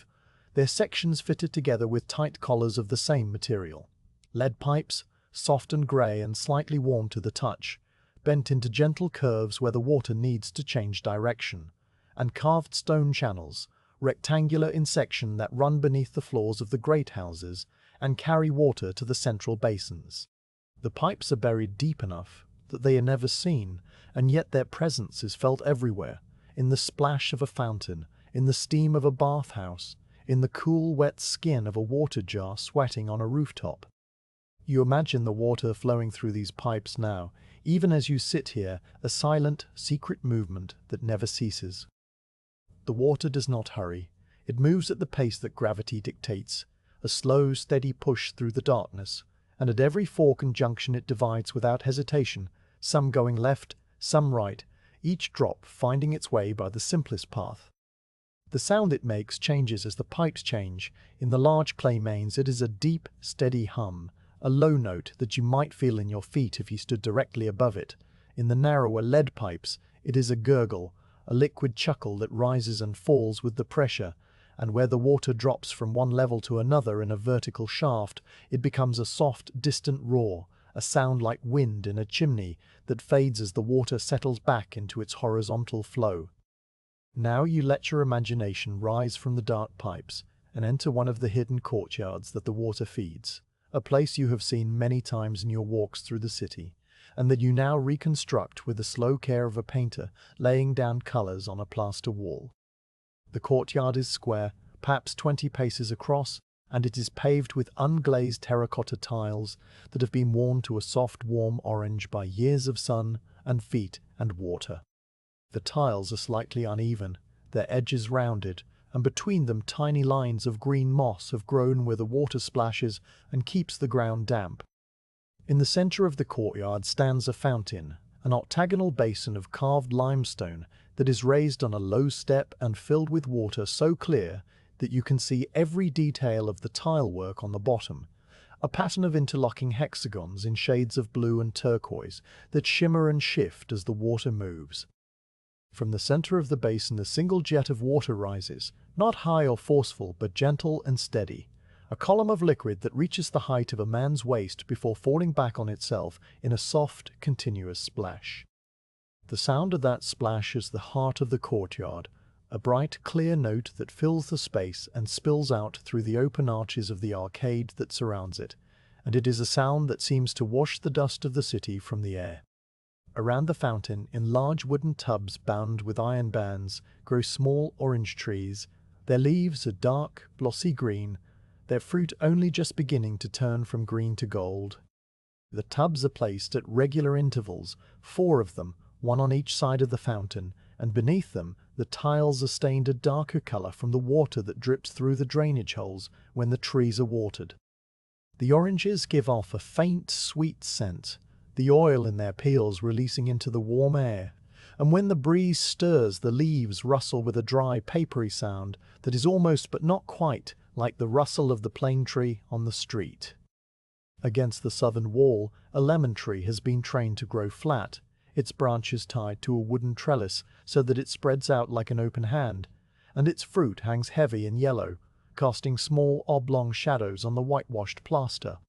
The lemon scent is sharper than the orange, cutting through the heavier fragrances of the courtyard with a clean, bright note, and it mingles with the smell of the water and the damp clay and the faint, dusty odor of the old tiles to create a perfume that is the very essence of comfort and peace.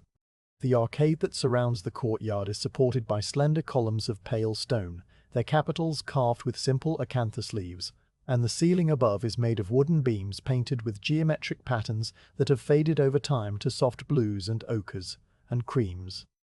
The floor of the arcade is covered with old carpets, their reds and oranges, and deep blues muted by the dim light that filters through the carved screens of the upper windows, and along the walls are low benches where the residents sit in the heat of the day, drinking mint tea and listening to the fountain. At this hour the benches are empty, the tea glasses put away, and the only movement is the slow, silent turning of the water in the basin and the occasional drift of a fallen orange leaf across the tiles. The courtyard breathes quietly, its water flowing in a closed loop from the fountain to a small drain that carries it back underground to rejoin the city's hidden network. And the whole space is a small, perfect world, a bubble of coolness and stillness tucked away behind the high walls of the old house. You picture another courtyard now, this one belonging to a bathhouse, where the water arrives not in a single jet, but in multiple streams that feed the various pools of the bathing sequence. The cold room has a large octagonal fountain similar to the one in the private courtyard, but here the water flows from several small spouts set into the walls, each one a bronze lion's head with water pouring from its mouth, and the basin beneath is wide and shallow, its bottom paved with marble slabs that have been polished smooth by bare feet. The water in this room is cool but not cold, its temperature moderated by its passage through the underground channels, and it carries a faint scent of rosewater that has been added by the attendants from a clay jug. The warm room has a central platform of marble where bathers lie and let the heat from the hypocaust below rise through their bones, and in the corners of this room are small basins fed by pipes of lead that deliver water of a comfortable warmth, the steam rising from them in thin, curling wisps that fog the high windows. The hot room is the innermost chamber, its domed ceiling studded with glass plugs that now at night are dark circles against the stone, and the water here is almost too hot to touch, fed by a copper boiler that is stoked from a furnace room below. But the furnaces are banked now, the water cooling slowly in the pipes, and the bathhouse is empty and silent, its pools still and dark, waiting for the morning when the first attendants will arrive to light the fires and wake the water from its sleep. Your mind returns to the rooftop and to the small clay pipe that you have noticed many times before, the one in the northeast corner where the roof slopes very slightly to guide the rainwater toward it. You rise now, slowly and carefully, and you walk the few paces across the roof, your bare feet silent on the packed clay, until you reach the pipe. It is a simple thing, a tube of baked clay that protrudes from the parapet by about the length of your hand and then turns downward, its opening protected by a small hood to keep out leaves and debris. The pipe collects the rainwater that falls on the roof during the winter months, channeling it down through the wall and into an underground cistern that lies beneath the spice merchant's house, a deep, dark chamber carved from the bedrock and lined with the same waterproof cement as the aqueduct. The cistern is full now from the last rains, its water still and cold and perfectly clear, and it will supply the household with drinking and washing water throughout the dry summer. You rest your hand on the cool, dry opening of the pipe, feeling the faint texture of the baked clay, the slight roughness of its surface, and you sense the very faintest upward breath of moist air rising from the darkness below, a cool exhalation that carries with it the smell of deep stone and old water, and the patient, silent waiting of the hidden world beneath the city. You stand there for a long moment, your palm pressed to the clay, and you feel connected now to the whole vast invisible system, to the snow on the mountains and the springs in the rock and the dark canats under the streets. A single unbroken thread of water that flows through the city and through this rooftop and through your own small, quiet attention, and then you lower your hand and return to your mat, carrying the coolness of that touch with you as you settle back into the stillness of the night. A subtle coolness begins to settle into your bones now, not the sharp, biting cold of a winter night in the mountains, but a gentle, pervasive chill that rises from the stone and seeps through the wool of your cloak and into the quiet places between your joints. It is the kind of coolness that arrives in the hours just before dawn, when the earth has given up all the heat it stored during the day, and the air itself seems to thin and sharpen, drawing closer to the skin. You notice it first on the tips of your fingers, where they rest on your knees, the skin there growing slightly cool to the touch, and then on the bridge of your nose and the rims of your ears, which catch the faint, moving air like the edges of a leaf. The sensation is not uncomfortable, merely noticeable, a slow, gentle signal from the world that the night is moving toward its conclusion, and you respond to it by drawing your wool cloak a little tighter across your chest, tucking the edge under your thigh so that it stays in place without needing to be held. The fabric, worn soft by years of use, settles against you with a familiar weight, and the warmth of your own body trapped beneath it begins to spread slowly outward, a small, private climate that moves with you. You shift your seated position very slowly, easing the pressure on your left hip that has been building over the past hours, and you stretch your legs out in front of you for the first time since the moon rose. The movement is careful and deliberate, each muscle engaged with awareness, and you feel the slight ache in your lower back release as your spine finds a new alignment. You flex your toes inside your soft leather boots, feeling the blood return to them in a warm, prickling rush, and then you draw your knees up again and wrap your arms loosely around them, resting your chin on the rough wool of your sleeve. The new position changes your view slightly, bringing the eastern sky more directly into your line of sight, and you let your gaze settle there, on the place where the mountains meet the stars. The sky above you has continued its slow, patient wheel while you watch the door and trace the water channels in your mind, and now the constellations that you noted earlier in the night have moved to new positions, each one sliding along its invisible track with the silent precision of a great mechanism. The eagle, which was rising above the eastern hills when you first settled on the rooftop, has now climbed to the very top of the sky, and its brightest star, the one in its tail, hangs directly overhead like a still white lamp, a point of light so steady and so brilliant that it seems to pulse slightly with each slow beat of your heart.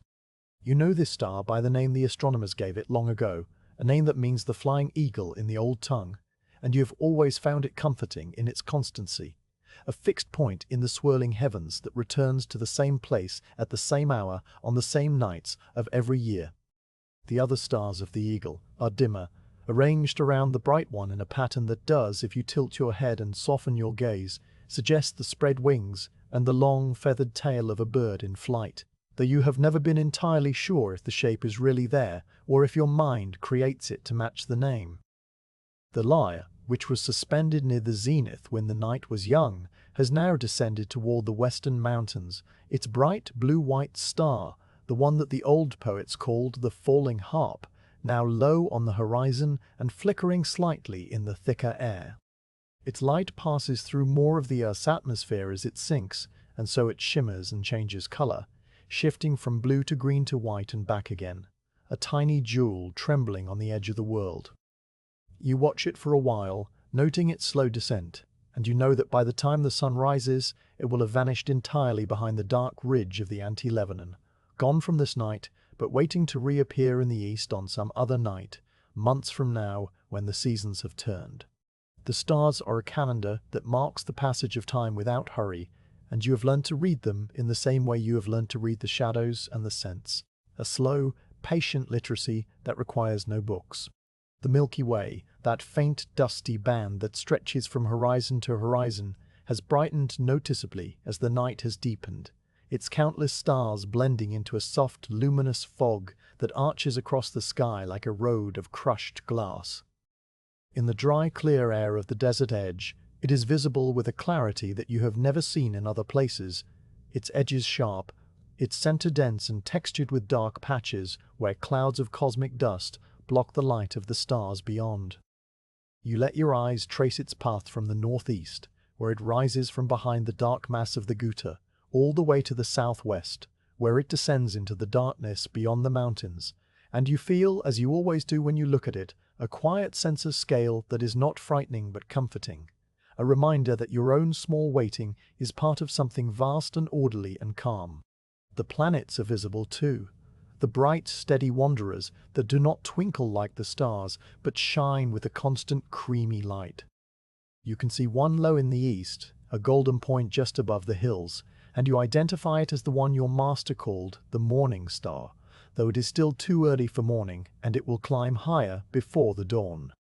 Another, fainter and reddish, hangs in the south, its color a deep, rusty orange that makes it look like a distant ember, and you recall from your lessons that this one is named for the god of war, though you have never understood why something so peaceful and still should carry such a name.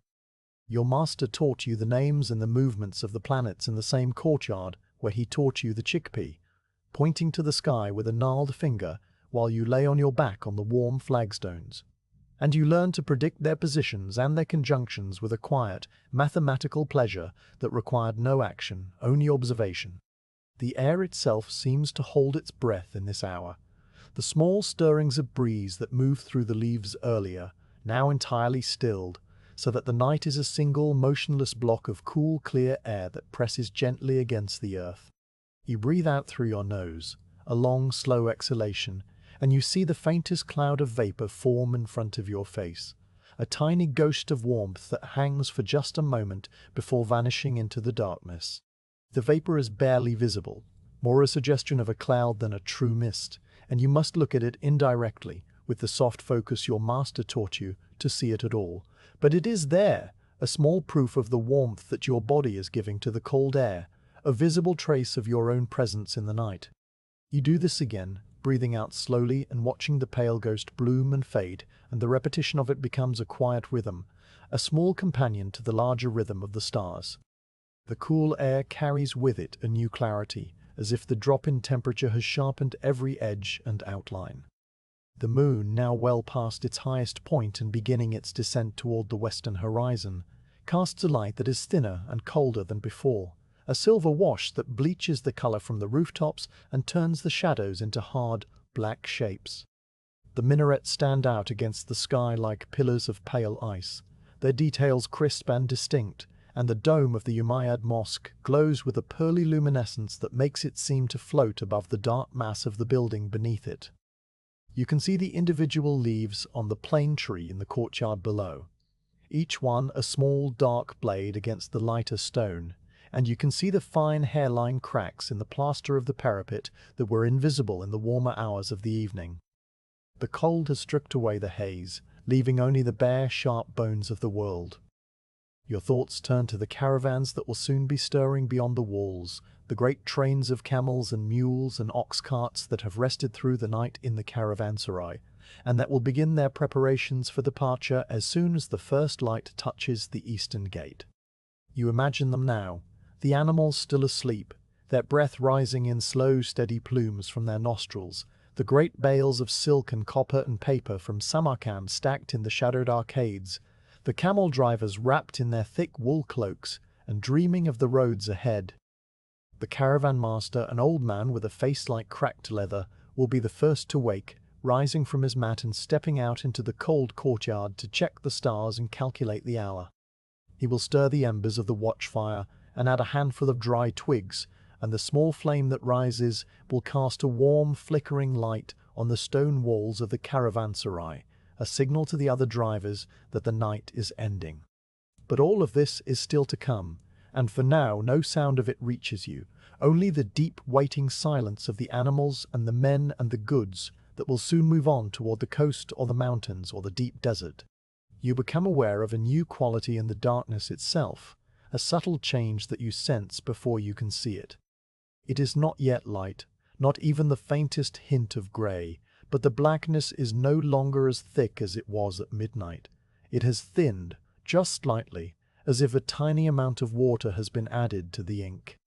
You cannot point to any one part of the sky where this is happening. It is a general, diffuse change, a barely perceptible lifting of the heavy veil that has lain over the city all night. The stars in the east, the ones nearest the horizon, seem to have lost a little of their sharpness, their light now passing through a layer of air that is just beginning to catch the sun's approach, far below the rim of the world. It will be a long while yet before the true dawn begins, an hour or more. But the process has started, a slow, silent turning of the great wheel that brings the day out of the night. You feel the waiting now not as a task, but as a single, unbroken thread that has been pulled from the moment the sun set until this present instant, a thread that you have held lightly in your hands without ever grasping or pulling. The thread has no knots, no tangles. It is smooth and continuous, and you have followed it through the hours of the night, with a quiet, steady attention that never wavered.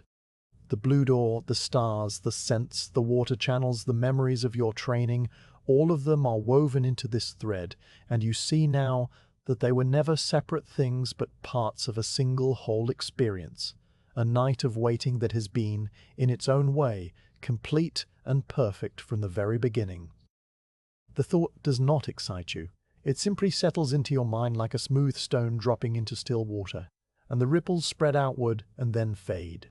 You breathe in the cold air, feeling it fill your lungs and chill the inside of your chest, and then you breathe out, watching the small ghost of vapor rise and disappear. The stars continue their slow wheel above you, the eagle still high and bright, the lyre sinking toward the mountains, the Milky Way still a dusty river of light. The city still sleeps, its thousands of souls wrapped in their blankets and their dreams, and you are still here, a quiet figure on a quiet roof, waiting for nothing, and therefore waiting for everything. The pre-dawn chill settles deeper, but you do not resist it. You let it be, as you have let everything be, and you continue to watch the sky as it slowly, slowly begins to prepare itself for the coming of the light. The sky in the east begins to pale, not with any sudden announcement of color, but with a gradual lessening of the darkness itself, a slow, subtle thinning of the blackness that has held the city through the long hours of the night. It is a change so gentle that you might miss it if you were not watching with the patient attention you have cultivated, a change that begins at the very edge of the world, where the dark ridge of the mountains meets the dark dome of the sky, and that spreads upward and outward like a drop of clear water added to a bowl of ink. The water not erasing the ink, but softening it, turning it from black to a deep, cool grey. You sit very still, your knees drawn up and your arms wrapped around them, and you watch this process without blinking, without moving, letting your soft, wide focus take in the entire eastern horizon and the way it shifts, moment by moment, from a thing of darkness into a thing of paler darkness, a darkness that holds within it the faintest memory of light. The silhouette of the tallest minaret, the square stone tower of the Umayyad Mosque that has been a dark shape against the stars all night, now begins to sharpen and define itself as the sky behind it lightens by the smallest of degrees.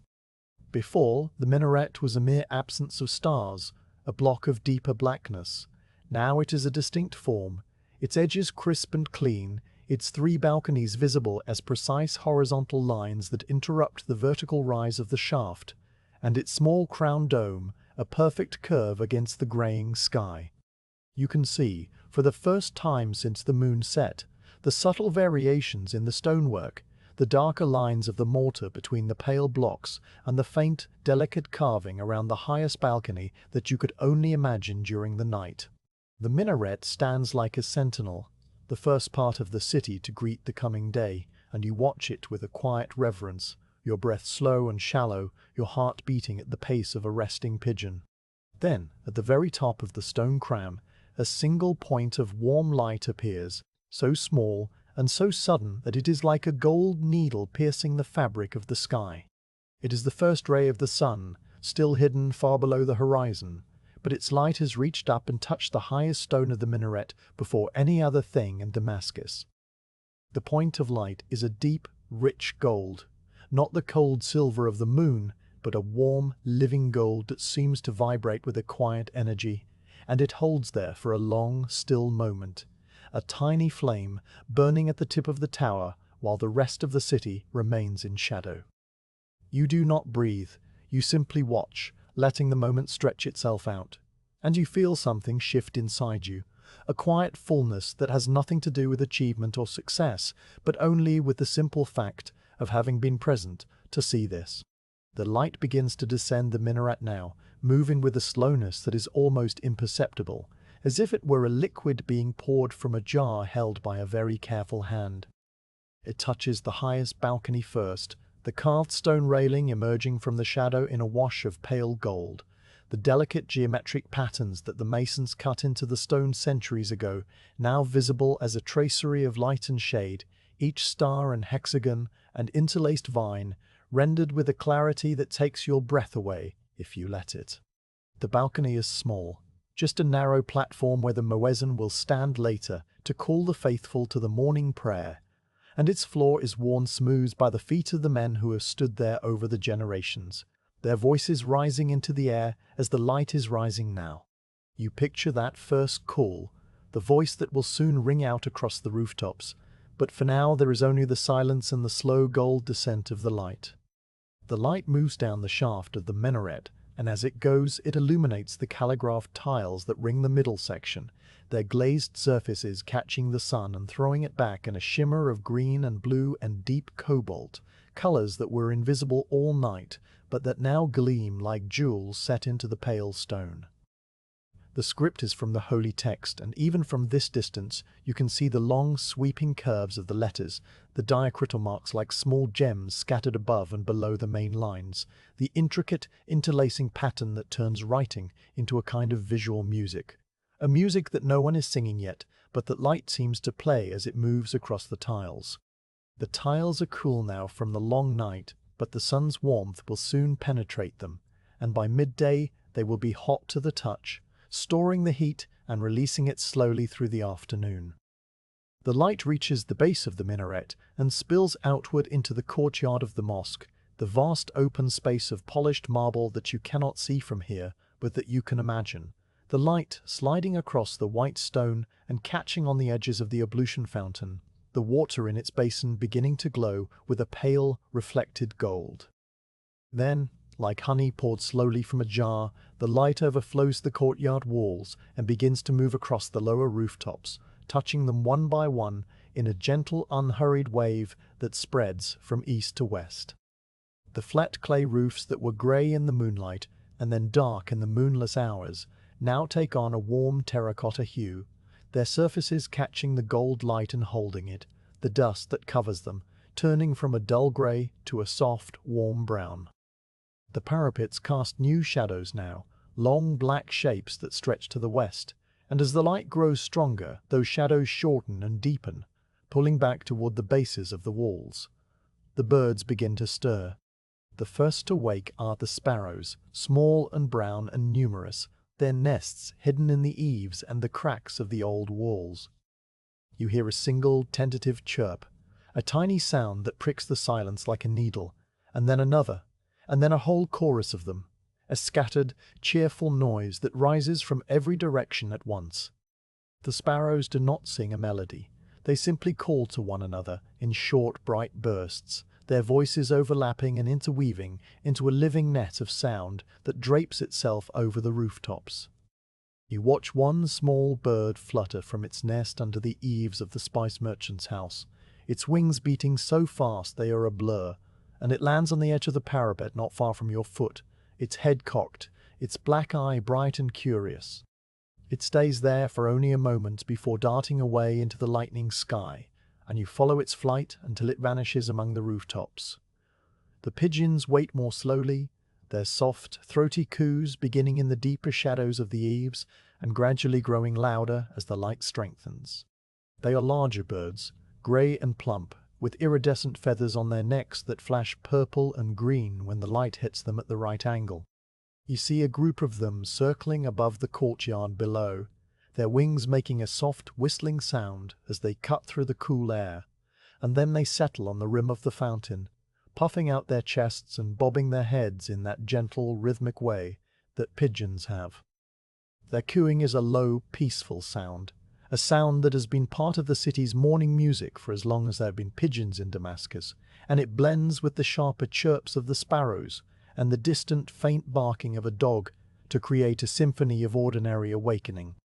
Far away, from the direction of the vegetable gardens near the eastern gate, a rooster crows, its voice a long, ragged call that rises and falls and then cuts off abruptly.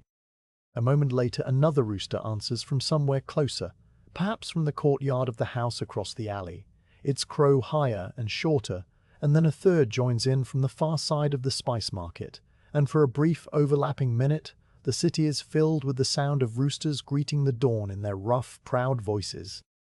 The sound is not harsh, it is simply alive, a declaration that the night is over and the day has begun, and you listen to it with the same calm attention you have given to every other sound of the night, letting it wash over you and then fade, leaving behind the softer, steadier chorus of the smaller birds. The light continues to spread, and now it reaches the dome of the great bathhouse near the spice market, the one with the lead covering that gleamed a pearly grey under the moon, now warming to a soft dove grey as the gold light washes over it. The glass plugs set into the dome catch the sun and flash with sudden, bright points of light, like small mirrors signaling to the sky, and the steam that will later rise from the heating pools is still absent, the bathhouse silent and cool, waiting for the attendants to arrive.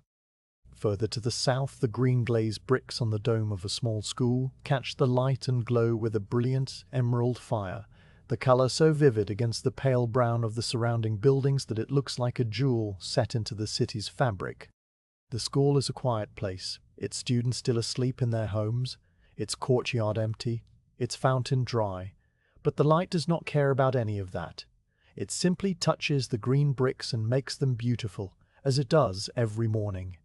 The first smoke begins to rise from the bakery chimney 2 streets over, a thin, pale grey column that climbs straight up into the still air before bending slightly to the west as a faint breeze stirs for the first time since the night began. The smoke carries with it the smell of burning kindling, sharp and clean, and soon it will carry the smell of baking bread as the ovens heat and the first loaves are slid onto the hot stones. You watch the smoke rise and spread, and you imagine the baker inside, an old man with flour on his arms up to the elbows, moving slowly in the dim light of his shop,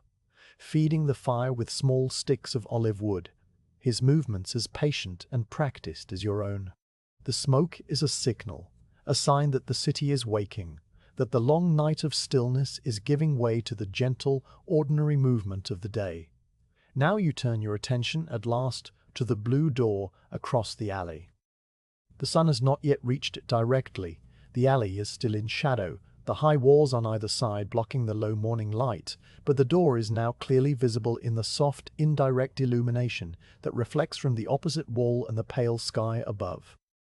The paint is the color of a deep mountain lake, a rich, cool blue that seems to hold the shadow within itself even as it catches the ambient light, and every detail that you memorized during the night is now present to your eyes with a new, sharp clarity.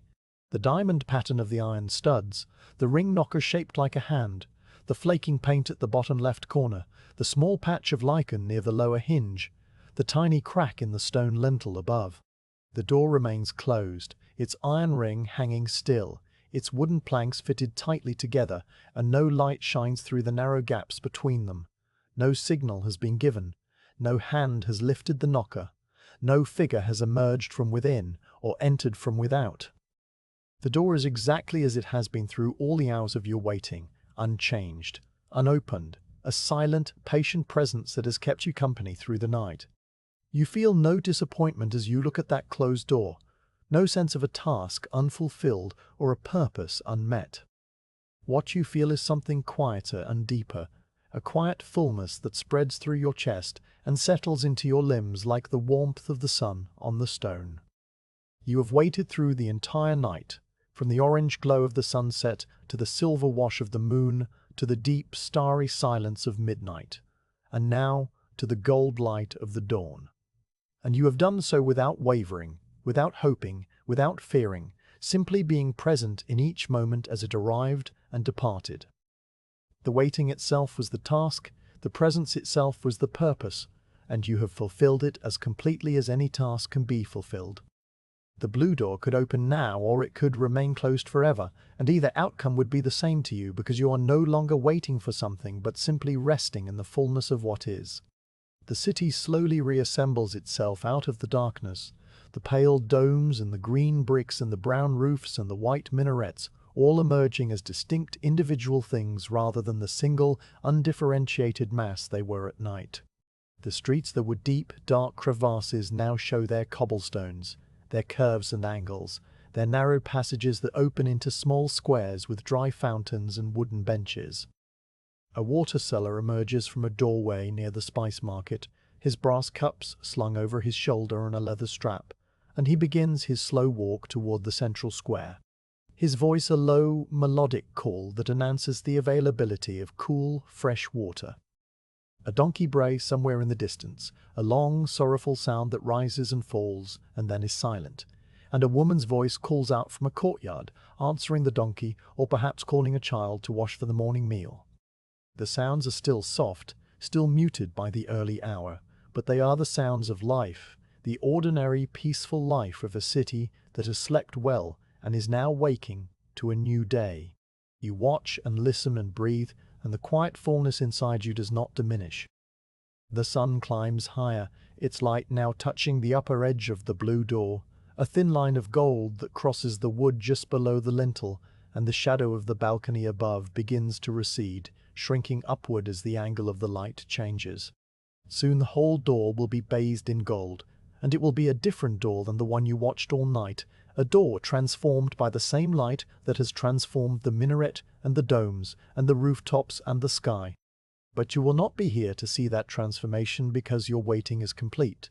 The long thread of the night has reached its end, and it is time to gather your things and descend the worn stone staircase and walk slowly through the waking streets toward the bathhouse, or the bakery, or the quiet courtyard where your master will be sitting with his eyes closed, asking no questions, expecting no report, simply knowing, as he always knows, that the night has passed exactly as it should. The sun is fully above the dark ridge of the Anti-Lebanon Mountains now, a warm, round disk of pale gold that has broken free of the horizon and begun its slow climb into the soft, pale blue of the morning sky. The rooftops of Damascus are bathed in a gentle golden light that seems to pour over every surface like a thin, warm oil, filling the hollows of the worn clay and the cracks in the old plaster with a glow that is both bright and tender, a light that has not yet hardened into the white heat of midday but still carries something of the softness of dawn. The long shadows that stretched westward during the night have shrunk back to the bases of the parapets, and the dust on the roofs, which was grey and cold under the stars, now takes on a warm honeyed colour, each tiny grain catching the light and holding it for a moment before passing it on to the next. The air itself seems to have changed, not just in temperature, but in texture, the sharp, thin chill of the pre-dawn hours replaced by a mild, comfortable coolness that will soon turn warm as the sun climbs higher. You sit within this new light, your body still and your breathing slow, and you let the moment fill you completely, a quiet ending to a quiet night. You move now, not with any suddenness but with the same slow, deliberate care that has governed every action since you climbed the staircase and settled onto this roof so many hours ago. Your hands, which have rested open on your knees through the long, dark, uncurl and stretch, the fingers spreading wide and then closing into loose fists, feeling the slight stiffness in the joints and the pleasant warmth of the returning circulation. You roll your shoulders, first one and then the other, the muscles in your upper back releasing with a soft, deep ache that is not pain, but simply the body's memory of stillness. A gentle reminder that you have been motionless for a very long time. Your neck turns slowly from side to side, the vertebrae making small, quiet popping sounds that are audible only to you, and you feel the tightness there ease and flow away. You stretch each limb with the same measured attention you have given to every breath, every blink, every slow scan of the rooftops. There is no hurry, no rush to be anywhere else. Only the simple physical pleasure of movement after long stillness. You reach for the water skin that has rested at your side all night, its brass cap cool and smooth under your fingers, and you lift it to your lips and drink the last of the water. The water is no longer cool from the shaded cistern, but has taken on the temperature of the air, a mild neutral wetness that slides down your throat and washes away the slight dryness that has gathered there through the hours of silence. You swallow slowly, feeling the water move inside you, and then you set the skin aside and reach for the small cloth pouch that still holds a few dried figs. You take one out, the last one, and you eat it in the same way you ate the others, chewing each small bite many times, tasting the deep, concentrated sweetness and the faint, gritty texture of the fig seeds, and when you have swallowed the last bit, you fold the empty pouch and tuck it into your belt. The simple acts of drinking and eating feel complete now, a small quiet ritual that marks the end of the night as surely as the first sip marked its beginning. You rise to your feet, and the motion is slow and fluid, your legs unfolding beneath you, your spine straightening vertebrae by vertebrae until you are standing upright, your head level and your shoulders back. The wool mat that has cushioned you through the night lies on the clay roof, its surface indented with the shape of your body, and you bend down and roll it carefully, smoothing out the wrinkles and tucking in the loose edges until it is a tight, neat cylinder that fits easily under your arm. The water skin goes over your shoulder, its leather strap settling into the familiar groove on your collarbone, and the empty pouch is secure at your belt. You look around the rooftop one last time, checking that you have left nothing behind, no scrap of fabric, no crumb of fig, no trace of your presence except the faint, fading impression of your mat on the dusty clay, and you know that by midday even that will be gone, erased by the sun and the wind and the soft, persistent settling of the dust. You turn now and face the blue door across the alley, the door that has been the center of your attention through all the long hours of the night, the door that you have memorized in every detail, every flake of paint and every iron stud, and every tiny scratch on the brass ring. The sun has still not reached the door directly. The alley remains in a cool blue shadow, the high walls on either side holding back the morning light, but the door is clearer now than it has ever been, the deep blue of its paint rich and vivid in the indirect illumination. You look at it without expectation, without hope, without any of the emotions that might have troubled a less trained mind, and you see that it is exactly as it was when you first looked at it at sunset, closed, still, unchanged. No hand has lifted the knocker, no foot has crossed the worn stone step, no flicker of lamplight has shone through the narrow gaps between the planks. The task for which you were sent, whatever it might have been in the mind of your master or in the intentions of the order, has been postponed or cancelled, or was perhaps never real at all. A device to give shape to a waiting that needed no shape, a pretext for a stillness that was its own purpose. This does not trouble you. It does not even rise to the level of a thought. The door is closed, and that is simply a fact, like the warmth of the sun on your shoulders or the sound of the sparrows in the eaves, and you accept it with the same quiet, even attention with which you have accepted everything else this night. The waiting itself was the task, the presence itself was the purpose, and you have fulfilled both completely, without flaw or failure, simply by being here and watching and breathing through every moment of the dark. You take one last look at the door, letting your eyes trace its outline one final time, the tall rectangle of deep blue, the diamond pattern of the studs, the ring knocker hanging still, the small tuft of moss in the crack of the step, the pale flaking paint at the corner, and then you turn away. Your gaze moving from the door to the staircase at the back of the roof, the narrow dark opening that will lead you down into the waking city. You walk toward it slowly, your soft leather boots making the same faint, brushing sound against the clay that they made when you arrived, and you pause at the top of the stairs to adjust the wool mat under your arm and to take one last breath of the rooftop air, the clean, warm air that smells of sun and old stone, and the distant, faint sweetness of jasmine. Then you step into the stairwell and begin your descent. The staircase is cool and dim after the bright openness of the roof, its walls of rough plastered stone close on either side, and your hand reaches out to touch them as you descend, feeling the familiar texture of the old plaster, the small bumps and hollows that you have memorized over many nights of climbing up and down.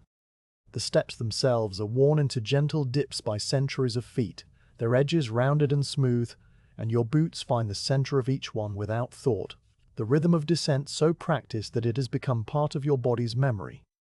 The air in the stairwell is still and slightly damp, carrying the faint, cool scent of the cistern beneath the house and the even fainter smell of the spices that are stored in the merchants' rooms below, cardamom and cumin and dried rose petals, a complex, quiet perfume that wraps around you as you go down. The light dims as you descend, the rectangle of gold at the top of the stairs growing smaller, and then vanishing as you turn the first corner, and then you are in a soft grey twilight. The only illumination coming from a small high window, set into the wall of the landing, its glass thick and bubbled with age, casting a pale, diffuse glow on the steps ahead. You emerge at the bottom of the staircase into a narrow hallway that runs between the spice merchants' storerooms, their doors closed and bolted. The scent of the spice is stronger here, a dense, layered fragrance that seems to coat the back of your throat. The hallway is empty, its floor of packed earth swept clean, and you walk along it without hurry, your footsteps making no more sound than a whisper. At the end of the hallway, a heavy wooden door, banded with iron, opens onto the alley, and you push it gently, feeling the smooth, worn wood of the handle under your palm, and step out into the street. The alley is narrow and still in shadow, the sun not yet high enough to reach its floor, but the sky above the high walls is a brilliant pale blue, and the light that reflects down from it fills the space with a soft, clear radiance that is neither bright nor dim, but exactly balanced. The cobblestones under your feet are cool and slightly uneven, their surfaces worn smooth by the passage of donkeys and carts and countless human feet, and between them tiny blades of green grass have pushed up through the cracks, a delicate living pattern of green against grey. The walls on either side are whitewashed, the plaster cracked and stained in places, and from a balcony above your head, a woven rug has been hung out to air. Its red and blue patterns faded by the sun, but still bright in the morning light, moving very slightly in the small breeze that has begun to stir. You turn left and walk along the alley, your pace slow and steady, your mat under your arm and your water skin bumping gently against your hip. The alley twists and turns following the ancient logic of the city, and you pass by the closed shutters of shops and the heavy wooden doors of private houses, each one painted a different color, deep blue or pale green or the warm, weathered brown of old cedar. A cat lies curled in a patch of weak sunlight on a doorstep, its orange fur ruffled by the breeze, its eyes half closed in contentment, and it does not stir as you pass, only flicks the very tip of its tail in a lazy greeting. The silence of the night has given way to the soft, scattered sounds of the city, waking, and you hear, from the courtyards beyond the walls, the clink of a metal pot being set on a stove, the murmur of voices speaking in low, unhurried tones, the splash of water being poured from a jug into a basin, the distant, rhythmic thump of a baker kneading dough on a wooden board. As you round a corner, you come upon a water seller who is just setting up his station for the day, a small, square stall with a wooden counter and a large clay jar that sweats cool moisture into the morning air. He is an old man with a kind, creased face and a short grey beard, and he moves with the same slow, deliberate care that you have practiced all night, lifting his brass cups from a leather satchel and arranging them in a neat row on the counter, filling a small basin with water from the jar, polishing each cup with a soft, clean cloth until it gleams. He looks up as you pass and nods, a small, silent greeting that you return with a slight inclination of your head, and then you are past him, and his soft, melodic call, water, cool water, rises behind you and fades into the general murmur of the morning. The alley obs out into a small square, a space you know well, with a dry fountain in its center and a few old olive trees growing in large terracotta pots. The fountain is carved from a single block of pale stone, its basin shaped like an 8-pointed star, and though no water flows from its central spout at this hour, the stone is damp from the night's dew, and a few sparrows are bathing in the shallow puddles that have collected in the cracks, fluttering their wings and shaking the water from their feathers in a fine, glittering spray. The olive trees are ancient, their trunks gnarled and twisted into shapes that suggest old, patient faces. Their leaves are soft, dusty green that shimmers when the breeze moves through them. A few people are crossing the square now, a woman with a basket of flatbread on her head, a man leading a donkey loaded with clay jars, an old man sitting on a wooden bench with his face turned toward the sun, and they all move with the same calm, unhurried pace, their voices low and their gestures gentle, as if the peace of the night has not yet entirely lifted from them. You cross the square and enter another alley, this one even narrower than the last, its walls so close that you could touch both sides at once if you stretched out your arms. The alley is covered with wooden beams and mats of woven palm fronds, creating a tunnel of cool shadow that smells of damp earth and old wood, and the faint, sharp scent of the lime that has been used to whitewash the walls. It is a passage you have walked many times, and you know its every twist and turn. The small step down where the cobblestones dip, the low arch where you must stoop slightly to pass, the tiny window high in the wall that looks into a courtyard where a pomegranate tree grows, its branches heavy with fruit that are just beginning to turn from green to red. You pass under the window and hear, very faintly, the sound of a child laughing, a bright, clear sound that rises and falls like a small bell, and then the alley opens out again, and you are in the street that leads to the public bath. The bathhouse is a large, low building with a domed roof and walls of pale, sun-warmed stone, its entrance marked by a tall archway decorated with carved geometric patterns. The heavy wooden door is open now, and a thin drift of steam escapes from the interior, carrying with it the warm, clean scent of hot water and olive oil soap, and the faint, mineral smell of the heated marble. You pause at the threshold, looking into the dim, warm interior, and you see the first attendants moving about in the entrance hall, their bare feet silent on the tiled floor, their arms full of clean towels and folded robes. A few early bathers are already there, old men mostly, sitting on the marble benches in the warm room, their eyes closed, their bodies wrapped in thin cotton cloths, the steam rising around them in slow, curling wisps. The scene is one of absolute peace, a continuation of the stillness you have carried with you through the night, and you step forward into the warmth, feeling the cool air of the street give way to the soft, enfolding heat of the bath. You will stay here for a while, you think, letting the warm water soak the dust and the stiffness from your body, letting the scent of the olive oil soap fill your nose, letting the quiet murmur of the other bathers wash over you like the water itself. But even as you move into the dim, steam-filled room, even as you hand your mat and your water skin to the attendant and begin to loosen the ties of your tunic, you carry something with you that the water cannot wash away, something that has settled into the deepest part of your being during the long, silent hours on the roof.